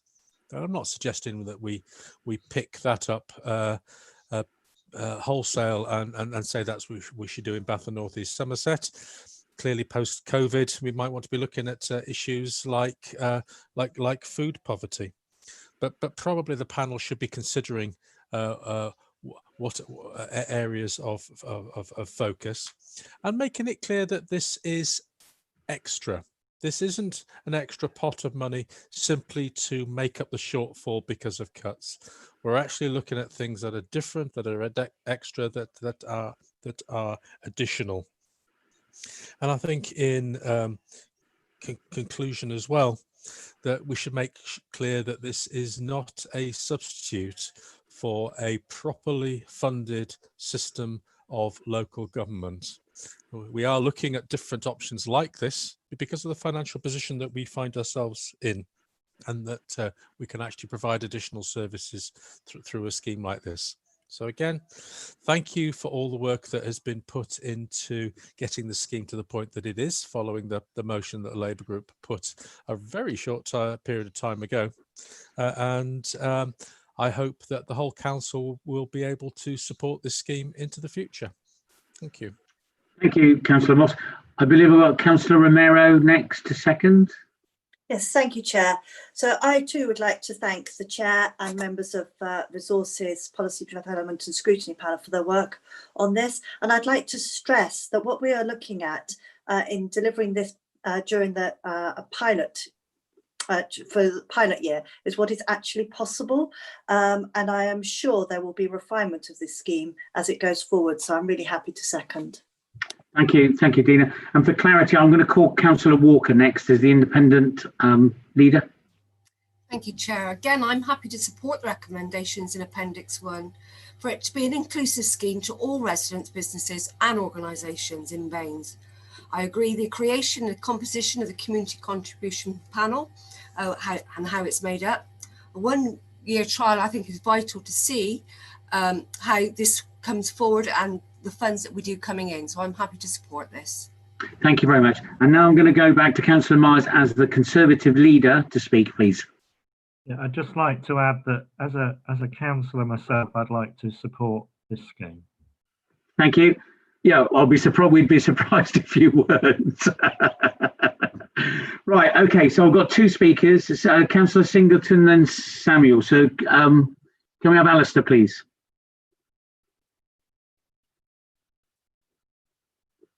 Are you there, Alistair? Yeah. Yes, thank you. you. Okay, off you go. This is a very important initiative. For many years now, central government has been systematically squeezing local government of the funds it needs to provide proper, cohesive and decent services to the communities which we represent. Coronavirus has only served to make things worse. Despite woolly words and the weasel promises which, like the Cheshire Cat, fade gradually from sight, the more you look at them. It is now very clear that the government has no appetite to fulfil its responsibilities and provide the help and support that our damaged and suffering families, businesses and society need. So I pay tribute to Councillor Robin Moss for sparking this idea and for all those whose involvement, hard work and commitment have brought it to fruition. Since the mists of time, politicians have faced the temptation to curry electoral support with ill-matched assurances of plenty, while in parallel giving seedy promises of ever lower taxes. Yet we all at heart know that sanity can only really return to the system with adequate and extra funds targeted to the many parts of our society which are victim to the current way of doing things and always fall behind, and then further behind. But the pandemic has shown us one thing, which is a beacon of light and hope for the future. The magnificent response of 95% of our residents as they have come together, dynamised by James Carlin and 3SG, by the council and by many other voluntary groups, has been both heartening and humbling. We have all, I am sure, been approached by neighbours and residents who tell us that they want to do something, who ask us how they can play their part to serve their communities, to give something back and to make things better. Councillor Moss's initiative tonight provides just that framework. By adopting this idea, we will provide the means by which those many who are grateful for the blessings they have and are able can do something to help those less fortunate than themselves. It will give us all an opportunity to step up to the plate and play our part. Robin, thank you. Colleagues, let's grasp this opportunity. Let's show the leadership we were elected to bring and communicate, promote and advocate the fund to all who may be in a position to contribute. Let's make Baines in this, as in so many other ways, a shining example of what can be achieved together for the common good. Thank you. Thank you, Alistair. Thank you for that. I've got Councillor Samuel next, and then I'll draw a line and go back to the mover. So, Samuel, Richard, please. Thank you, Chairman. Well, when Council considered the motion on this subject earlier this year, I moved the idea it should be taken forward by the corporate PDS panel and considered in greater detail by them. So I'm really pleased to see the report back here today. At the panel discussion, which I attended, it was clear that some councils, particularly those representing wealthier areas, had managed to generate both interest in the idea of citizens contributing voluntarily to additional council funds. In part, these initiatives have arisen because of government failure to reform the current council tax system, which is now 30 years old. As a result, the system does little to reflect current property values, nor did it adequately address the growth in higher value properties over that 30 years. It cannot be right that the owner of a £10 million mansion pays the same in council tax as the owner of a modest family home in our larger towns and cities. Many owners recognise this unfairness and wish to do their bit in helping support their locally provided services through additional contributions. Now, in the absence of government reform, this provides welcome civic responsibility. Turning to the report before us tonight, I support the principles set out in the report, but I do recognise that further work will be needed to fine-tune the detail. I support the suggestion that the Director of Finance be tasked with developing a scheme that will ultimately be signed off by group leaders. And I've already spoken to the Director of Finance and will work with him to bring forward that detail.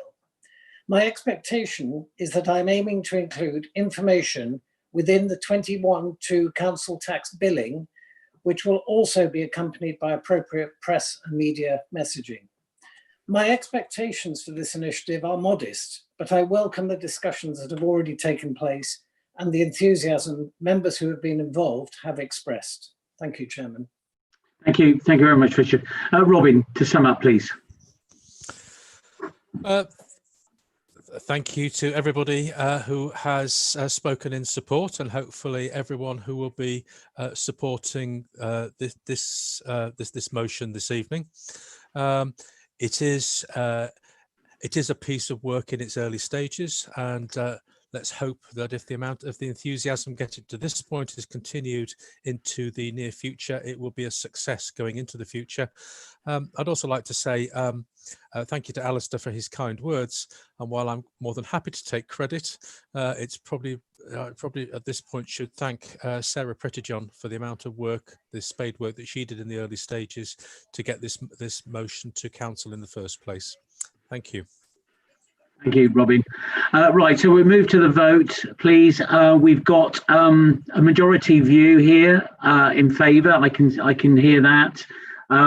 So I'll ask for any against, and I don't know if there will be any against. So let's just see. Any against? Please make it clear. And I shall be quick on this one. Abstentions as well, please. Any individuals who wish to abstain on this paper, please.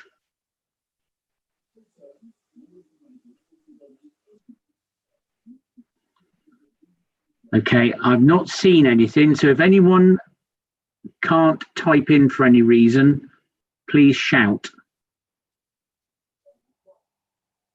Okay, no one shouting, no one typing. So Joe, that's unanimous. I'll draw a line on the voting now. Thank you, everyone, that's unanimous. Right, so next paper on the agenda is the Avon Pension Fund Annual Report, paper 11. So I call Councillor Shern, please. Thank you very much, Chairman. As you may gather, this year has been a most difficult year for the Avon Pension Fund. And we've had to learn new lessons and adapt to changing markets. If you look at the report, and it's quite a comprehensive report, and you look down to item C on climate change, this holds some positive news. We are making good progress on investing in renewables and disinvesting in fossil fuel companies.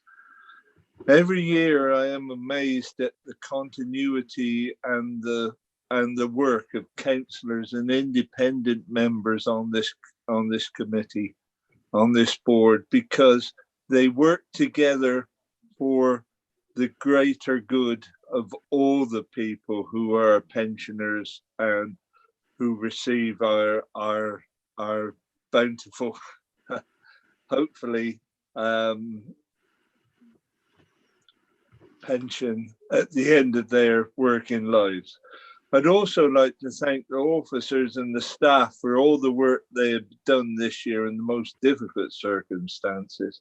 I have great pleasure to move the recommendation to note this report, and I'm happy to take any questions. Thank you, Chair. Thank you. Thank you very much, Bruce. Councillor McGaugh to second, I believe. Sean? Thank you very much, Chair. I'd just like to speak and echo the words that Councillor Shern said about the contribution that our officers have made this year in a very difficult time.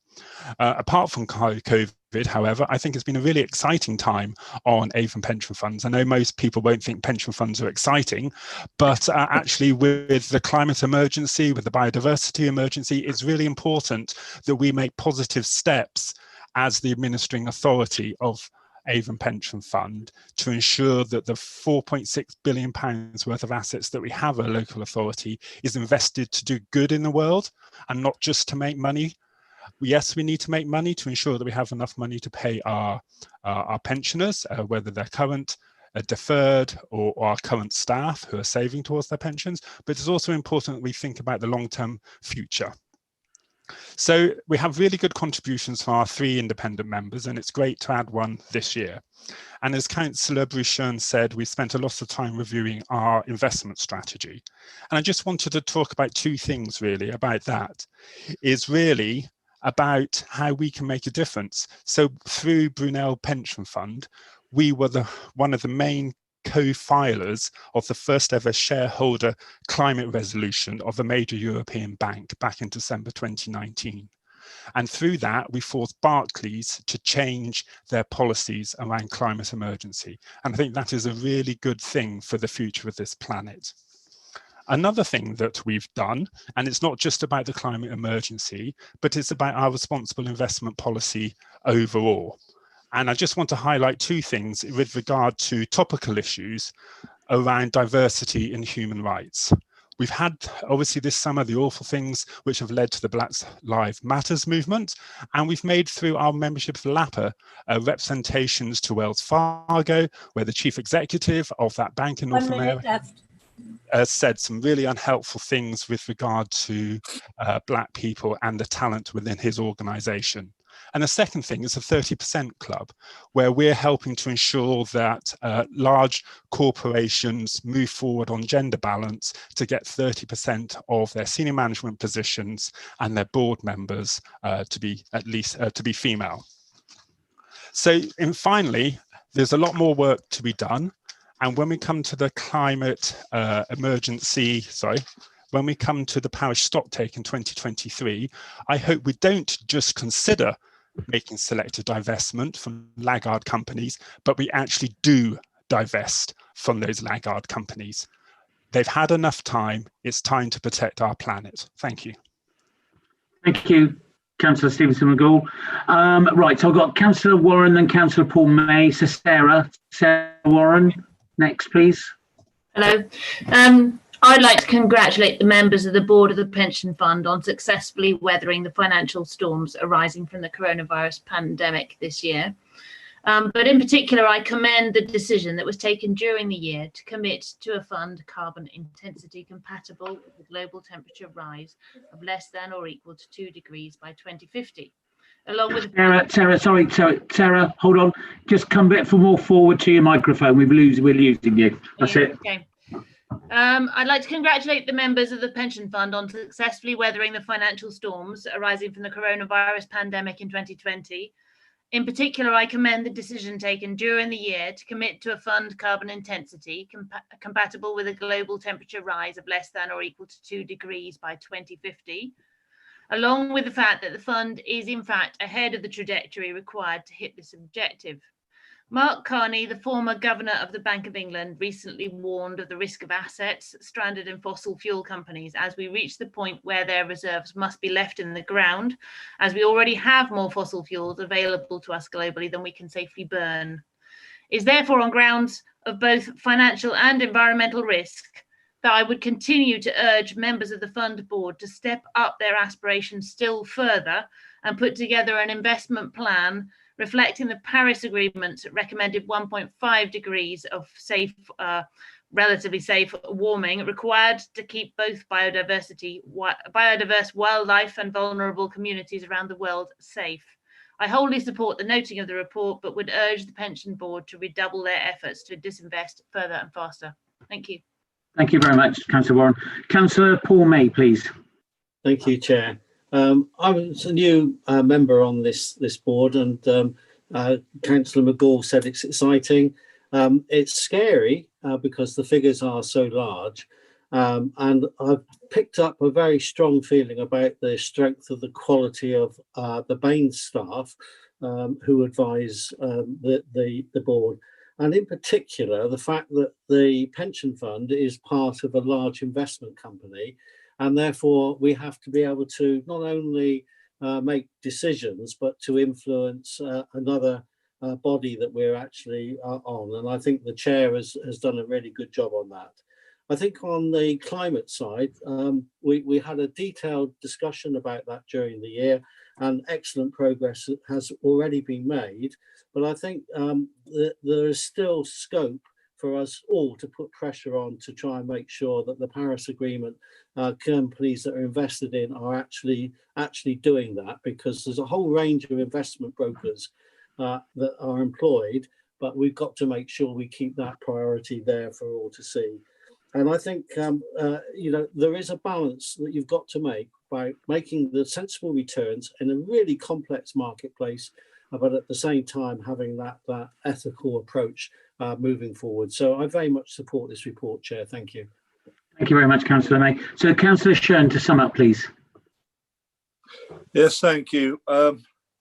It shows once again that across this council, we have got unity in the right places, and I'm very proud to be the chair of the Avon Pension Board. I think we are moving in the right direction, and I think that this next year or two will see us make real progress on climate change and what we're doing with it.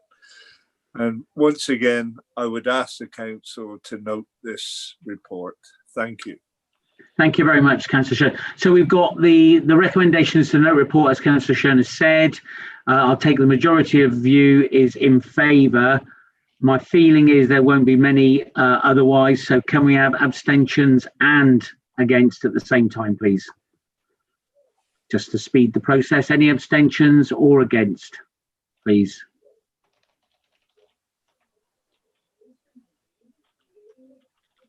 Okay, I'm gonna draw a line.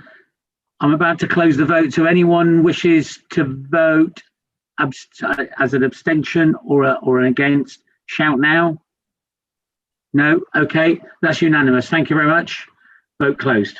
Right, so next item on the agenda is item 12, which is Corporate Audit Committee Annual Report. Now, if you thought pensions were exciting, you have to hold on to your seats with this one. Over to you, Councillor Mark Elliott. Thank you very much, Chair. I don't propose to take up too much of members' time introducing the Corporate Audit Report. I realise that it can be a somewhat dry topic, but in these particularly highly straitened financial times, it's obviously vital that we have a robust internal and external audit process in place. And it's these audit functions that help confirm we have a soundly financially managed, well-governed council. The report sets out the work that the committee has done to assure itself that we do have a strong and reliable audit function, and I'm very happy to say that our audit regime is sound and confirms that we do have a responsibly financially managed, well-governed council. On a wider note, as chair of the audit committee, I'd like to draw members' attention to the outcome of the Redmond review, which was published in the middle of September, in case members are not abreast of the movements in the world of local government audit. This was a review commissioned by central government into local authority financial reporting and external audit, which began with a consultation period last autumn.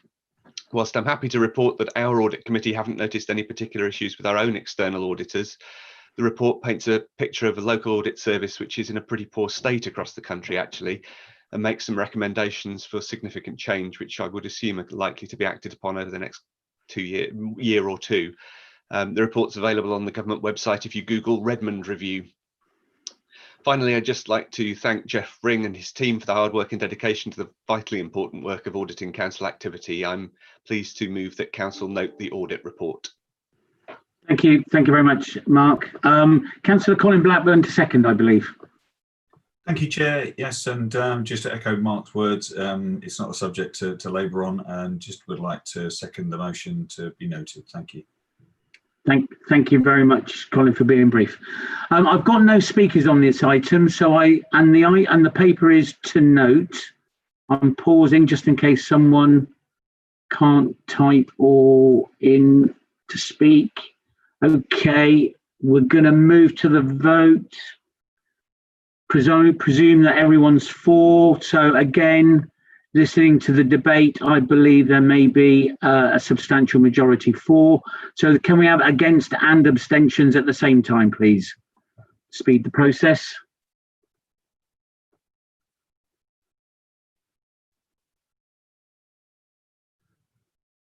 So nothing coming through. Shout now before I close the vote. Right, so that's again, there's no abstention, no against, so that's unanimous. Thank you very much. Right, so we'll move on to item 13, please, which is the senior management structure update. Councillor Romero to move, I believe. Thank you, Chair. Yes, I would like Council to agree to the two proposals before them. Firstly, to appoint Mandy Bishop to the new role of Chief Operating Officer, and this follows a robust interview and selection process involving all political parties and a number of our council partners as well. I'd also like to ask Council to appoint Michael Hewitt as the Interim Head of Legal and Democratic Services. And I'd also like to, in addition to the words I said at the beginning of the meeting, I'd like to thank our departing Head of Legal and Democratic Services, Maria Lucas, for her help and support over the years.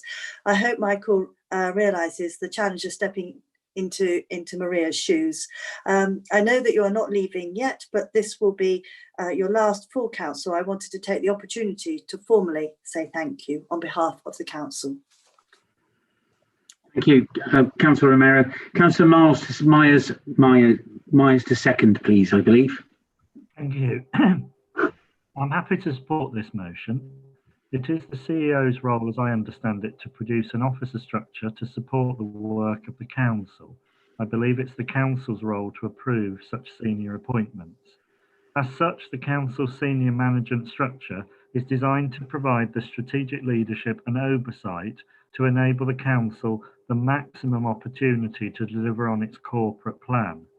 I would say, though, in terms of constructive and supportive feedback, I feel that perhaps the title of this agenda item should have focused more on the approval of appointments than referring to the senior management structure, which is also contained and referred to in it. In future, I believe that in the respect of the role of council announcements and appointments, these should be held back until council has had the opportunity to fully vote on it. And to this end, my group has requested that I write to the Chief Executive and ask for an opportunity to discuss what we regard as these constructive points for the future. I support the appointment of Mandy Bishop as COO and also Michael Hewitt as an interim basis from the 1st of December to 31st of March as the monitoring officer role and additional management responsibilities. I'm happy to support this motion. Thank you very much, Councillor Myers. I've got two speakers, Councillor Walker and Moss. So Karen first, please. Yeah, firstly, I'd like to thank the three candidates for putting themselves forward and attending a virtual selection process. The implementing committee, of which I hope they will agree, was impressed by the standard of the candidates. After further discussion, we agreed to appoint Amanda Bishop the COO position, as we believe Mandy had the vision, leadership and skill to work in close partnership with the Chief Executive, senior leadership team and elected members. So I'd like to support 2.1 and I'm also happy to support 2.2, the interim appointment from Michael Hewitt, and I'd like to thank Maria for her time working for the council. Thank you very much, Karen. Robin Moss next, please. Thank you. We're happy to Labour Group happy to support this report. Clearly, again, work in progress. I think just a word of caution. Clearly, in straitened financial times, slim down the management structure. But when you get a management structure that is with delegations, you do take the risk that if in a time of pandemic, if someone goes down ill, then you hope a second person doesn't go down as well. So just a word of caution there with those lines of responsibility. I'd like to take this opportunity as well to thank Maria for her work at Baines and the opportunity to work with her. Every success with what you decide to do in the future, Maria. I have to say there's been a degree of surprise at the actual timing of you leaving. I understand you're leaving at the end of this meeting. I would have thought personally the beginning of the meeting would have been well, preferable, but thank you very much. Thank you very much, Robin. Okay, so that's the end of the speakers. I want to go back to the mover now. I don't know whether there's anything you want to add there, Dina? No, that's absolutely fine. Thank you, Chair. Okay, so before we move to the vote again, I'd just like to congratulate Mandy and Michael, like others have, and also again echo thanks to Maria for her hard work on Bath and North East Somerset for many years. But thank you very much. So we'll move to the vote on this. As we say, the recommendations 2.1 and 2.2, as written in the papers, all those I will assume a majority vote for. So, and again, I will for speediness this time. Abstentions and against all at the same time, please. Any abstentions or against? I'm not expecting any. Anyone can't type to shout now, because I'm going to close the vote. Vote closed. That's unanimous. Thank you very much, everyone. So, Joe, that's unanimous. Thank you. Right. So, I do have on my list here another just a 5-minute comfort break, stretch our legs. We've been going for another hour. So in the interest of personal needs and comfort, just a 5-minute break, please. By my watch, it is 34. So it's 39 back, please, and we'll get started. Thank you, everyone. See you in a minute. Remember to mute.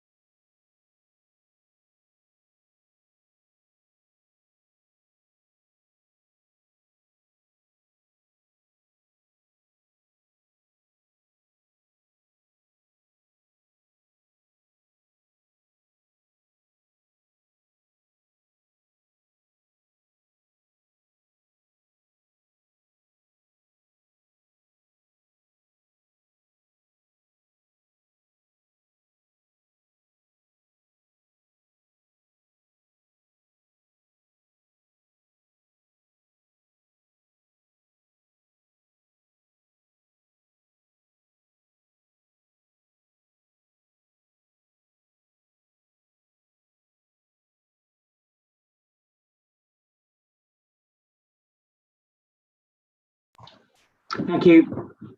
Oh. Thank you, Mike. Thanks for everyone for being prompt again to come back. Appreciate that. So we'll get moving. So the next item on the agenda is item 14, which is Treasury Management Reporting. I believe Councillor Samuel is presenting. I am, Chairman. Thank you very much. Well, this is the regular half-year monitoring report to Council covering the period up to the 30th of September. This report measures management of the Council's Treasury management activity against a set of previously agreed Council indicators that were set alongside the budget in February. The indicators are regularly revised to reflect market conditions. The report covers the Council's performance on returns, borrowings, significant investment decisions, future emerging issues, and the regular report from our investment advisors, Arling Close. This report does confirm that there is full compliance with the Council's previously set indicators and is therefore recommended for noting. I would draw members' attention to a few matters within the report. The very low levels of returns currently being achieved on investments, which are sadly prevalent across the whole financial market. The actions it was necessary to take consequent on the COVID crisis on the Council's funds in terms of short-term borrowing to support cash flow. And the current position on the Public Works Loan Board lending rates is updated in the report. There is also some reference to the extent of the investment in fossil fuel related investments, and that work continues with the objective being to ultimately entirely remove ourselves from any investments that have a fossil fuel component to them.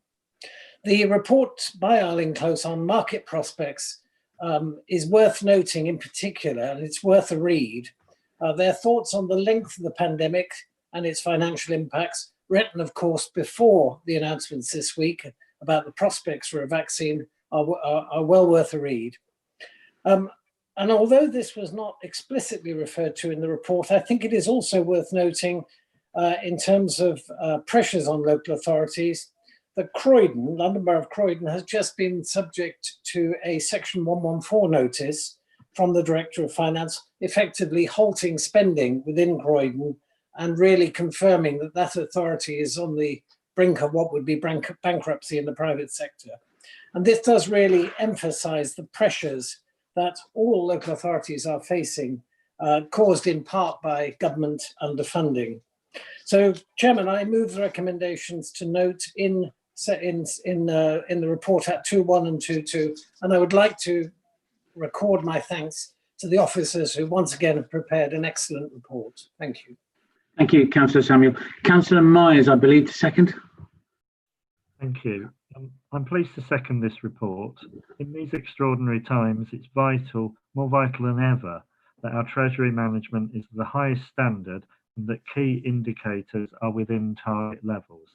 I'd like, again, as Councillor Samuel's done, to thank officers for preparing this report. Thank you very much, Paul. I don't have any speakers, so what I'm going to do is move straight to the vote. I'm going slowly just in case someone raises a hand or sends a message. No, so we move to the vote. I'm going to take the majority view again, so that the majority view is in favour of the recommendations as stated in the papers, which is 2.1, 2.2 that Richard moved. So, and I'm again for speed going to ask for abstentions and against all at the same time, please. Abstentions and against all at the same time, please. So please make your views clear. Okay, there's nothing coming in. So I'm gonna close the vote any second. So anyone who can't type, please shout. No. So that's unanimous again, Joe. So we've closed the vote on the unanimous vote. Thank you, everyone. Right, so we're going to move on to paper 15, please, which is the Labour motion on free school meals. Councillor Harman, please. Liz, you're on. Liz, you're on mute, Liz. Thank you, Chair. As a lifelong supporter of Liverpool, I never thought I would be heaping such well-deserved praise on a member of the Manchester United team. The superb campaigning of Marcus Rashford has highlighted a problem which we know has been around for years, but has been made much worse by the COVID-19 pandemic: food poverty. Food poverty is a nationwide crisis which needs to be addressed on a national scale. But if government fails to act, we have to tackle this on a local level. It has been heartwarming to see how our residents in Baines care enough to donate to charity, and I welcome the efforts made by 3SG and the St. John's Foundation, but we can't have a situation where children rely on charity to eat. We need a sustainable, effective and dignified solution to food poverty, which will tackle its root problems and reach all those in need. That's why I'm looking forward to the January 2021 meeting of Council, which will be considering a report from the Food Poverty Steering Group. We need to find a permanent solution which will tackle the underlying reasons why parents cannot provide their children with food. Whilst not tackling the causes of food poverty, the provision of free school meals in the school holidays is essential to ensure none of our children are hungry this winter. We as a Labour group have been campaigning for this, and we welcome the commitment made by the Council to provide all those eligible with free school meals up to and including the Easter holidays, and for the latest government U-turn to offer free school meals in the Christmas holidays. For this reason, I will not be moving the motion this evening. Thank you. Right, Councillor Harbin, I was going to ask then, are you moving something? No, you're not. Okay. I'm not moving this motion. You're not moving something. I've got a point of order in from Michael Evans. What point of order is that, Michael? Thank you, Chair. I was just surprised to see this motion brought forward since it's obviously been overtaken by events. So okay, and it's been been withdrawn. It's bound to be a piece of political propaganda, really, rather like the book titles in Councillor Stephenson McGall's background. Okay, thank you very much, Councillor Evans. It's been withdrawn, so there's nothing on the table. I did earlier, and I believe there's a funding update, and I did earlier not call Kevin Guy to sum up. So I will ask Kevin Guy to just give us an update on the funding issue on this item, but there is no debate. Thank you, Chair. Yeah, very, very briefly and quickly, I'd just like to thank the officers that are involved in free school meals. They're working very closely with other statutory bodies and the charitable sector to ensure that no child goes hungry this Christmas. And as Liz has very rightly said, with regards to free school meals, the Prime Minister has done a U-turn, and obviously he does more turns, you can see on an episode of Strictly Come Dancing at the moment. So with regards to his current U-turn, I can confirm that the Department of Work and Pensions has, through their deprivation calculation system, allocated £387,000 to Baines through a winter grant scheme. This funding is obviously extremely welcome, and I'm sure the council will join me in thanking the government for that, and for thanking the government on their current U-turn. So thank you. We just wanted the update, the figures of the update. Thank you very much, Councillor Guy. Councillor Harbin's removed that. There is no thing on the table, so therefore I would like to move to item 16 on the agenda, please. So, Councillor Johnson, I believe. This is about the fireworks motion. There he is, Grant. Thank you, Chair. The Labour Group recognises that fireworks are used to mark significant events such as Bonfire Night and New Year's, and that they are a source for enjoyment for so many residents. However, fireworks are increasingly becoming a nuisance for many, for not only residents, but also the many animals that play such a unique part in our everyday lives. Every year we see social media light up with comments on the distresses caused to pets and the ongoing nature of displays throughout the months of November and December. This is no longer a one-day-a-year celebration. Time and time again, we see the release of harmful chemicals into the environment, contaminating rivers and lakes and affecting air quality. All of this going against our commitments to the climate and ecological emergencies that this council declared. I remember enjoying fireworks as a young boy at Porton's recreational grounds, but those displays didn't come without consequences. I was stood alongside my elder brother enjoying the display, and suddenly he was struck in the face by a lit firework. The night ended with several stitches to his eyebrow and a lot of blood staining on his jumper. I suppose, in a way, my brother was one of the lucky ones, as he could have easily lost an eye or worse. The harm that fireworks causes to individuals is just the tip of the iceberg, with many pet owners bracing themselves each season for the stress that fireworks cause to dogs, cats, horses, and other mammals that live amongst us. Some members of this council may have seen recently the tragic death of a zebra at Noah's Ark Zoo in Bristol, which died after becoming distressed by the fireworks being let off in a nearby neighbourhood. It cannot be right that such terrible consequences are considered an acceptable price for a celebration. Restrictions on the sale and use of fireworks have significant backing from members of the public, with the RSPCA's campaign on fireworks receiving huge levels of support, and a petition to ban the public sale of fireworks attracting more than 300,000 signatures. In response to public concern, the House of Commons Petitions Committee has said that inconsiderate and irresponsible use of fireworks should be considered as socially unacceptable as drink driving. We are therefore asking BAMES to support the introduction of licensing for all public and private displays, with a ban on the sale of fireworks, except where they are to be used for a licensed display. We want any licensing scheme to be to provide a way for local residents to object to the granting of a license and a means for ensuring that regard is paid to public and animal safety and the impact on the environment of the proposed display. We want BAMES Council to put pressure on the government to give us the powers we need to address this issue. Thank you. Thank you very much, Councillor Johnson. Now I've got Councillor Jackson to second on the substantive motion. Yeah, and now I've had notification of an amendment, but we've got Councillor Jackson to second first.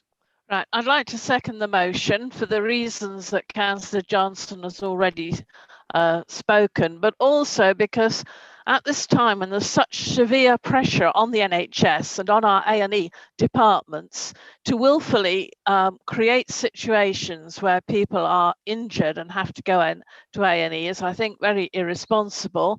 And secondly, the point about the cruelty to animals, to my mind, the bangs are cruelty. I've got a little cat on my knee right here. She spent 10 hours underneath the chair that's next to me with all the bangs that were going off from former Councillor Councillor Allen's garden this week and from the big firework party in Hayden. So I second this motion, and I think we're all indebted to Councillor Johnson for bringing it forward in the first place. Thank you very much, Councillor Jackson. Now I had notification of an amendment which I now need to take. So I got Councillor Rigby with an amendment, please. And we all know what the motion is.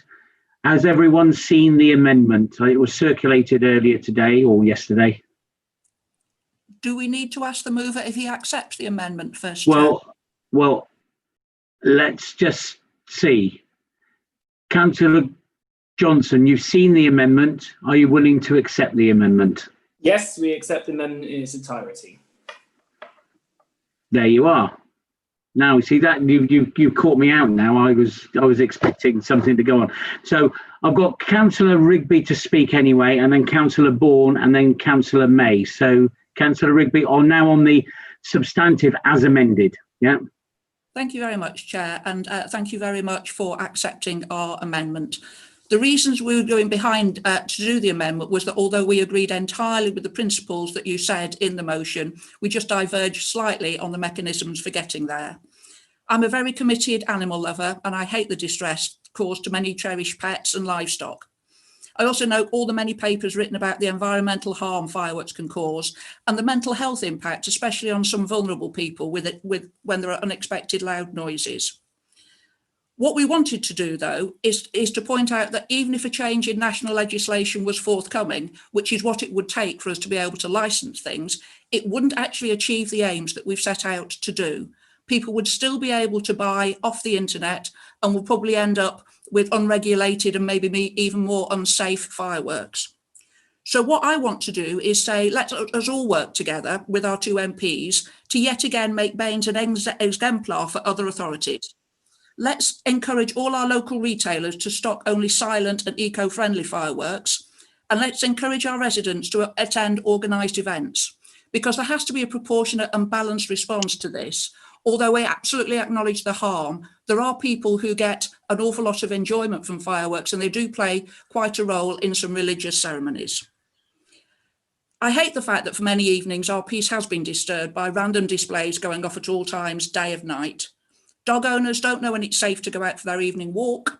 Vets prescribe calming tonics, mainly for the pets, but I'm sure there are some owners that fancy taking them as well. But no one knows when to actually give them. What we need to do is not rely on currently non-existing legislation, which would be impossible to implement, even if it was brought onto the statute book with a very, very stretched licensing regime as it currently stands. So I urge everybody now to vote for the motion as amended. Thank you. Thank you very much, Councillor Rigby. So I've got Councillor Alison Bourne next, and then Councillor May. Alison?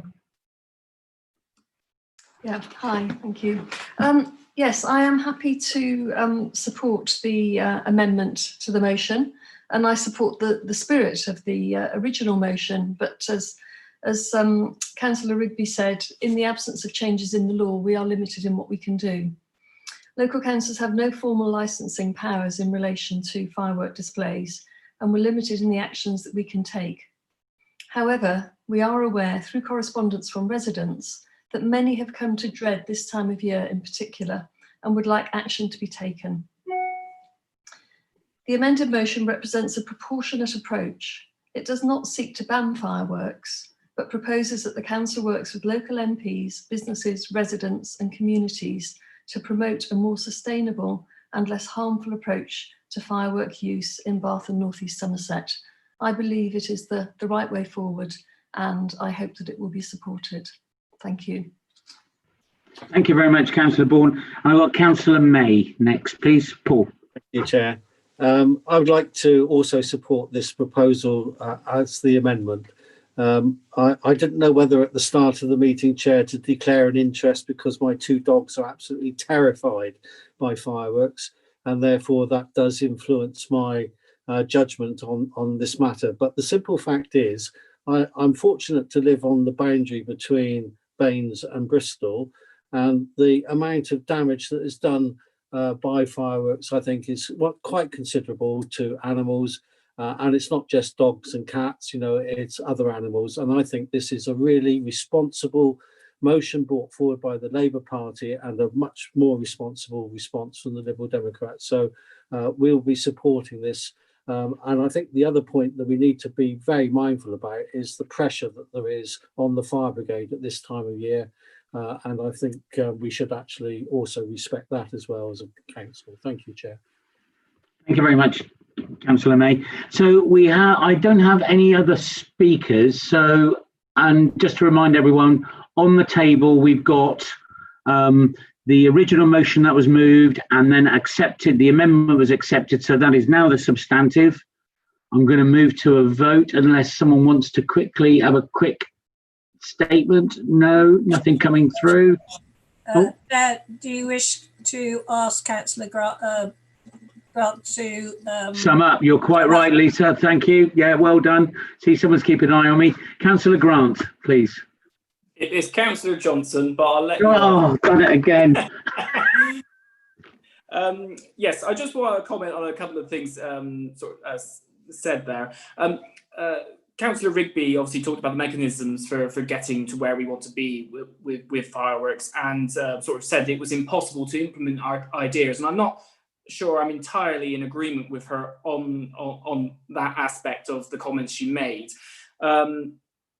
But I do support the amendment, and I do understand that given that the petition has already gone to Parliament, that this is a sort of difficult place to be, and we still need to be pushing for it as a council, and that is why we've brought this forward. I thank Alison Bourne and Paul May for their comments as well. Thank you. So much appreciated, Councillor Johnson. So we shall move to the vote. I'm presuming again that there's a majority for this. So listening to the debate, I'd like to have any against, please. Nobody against. And abstentions, please.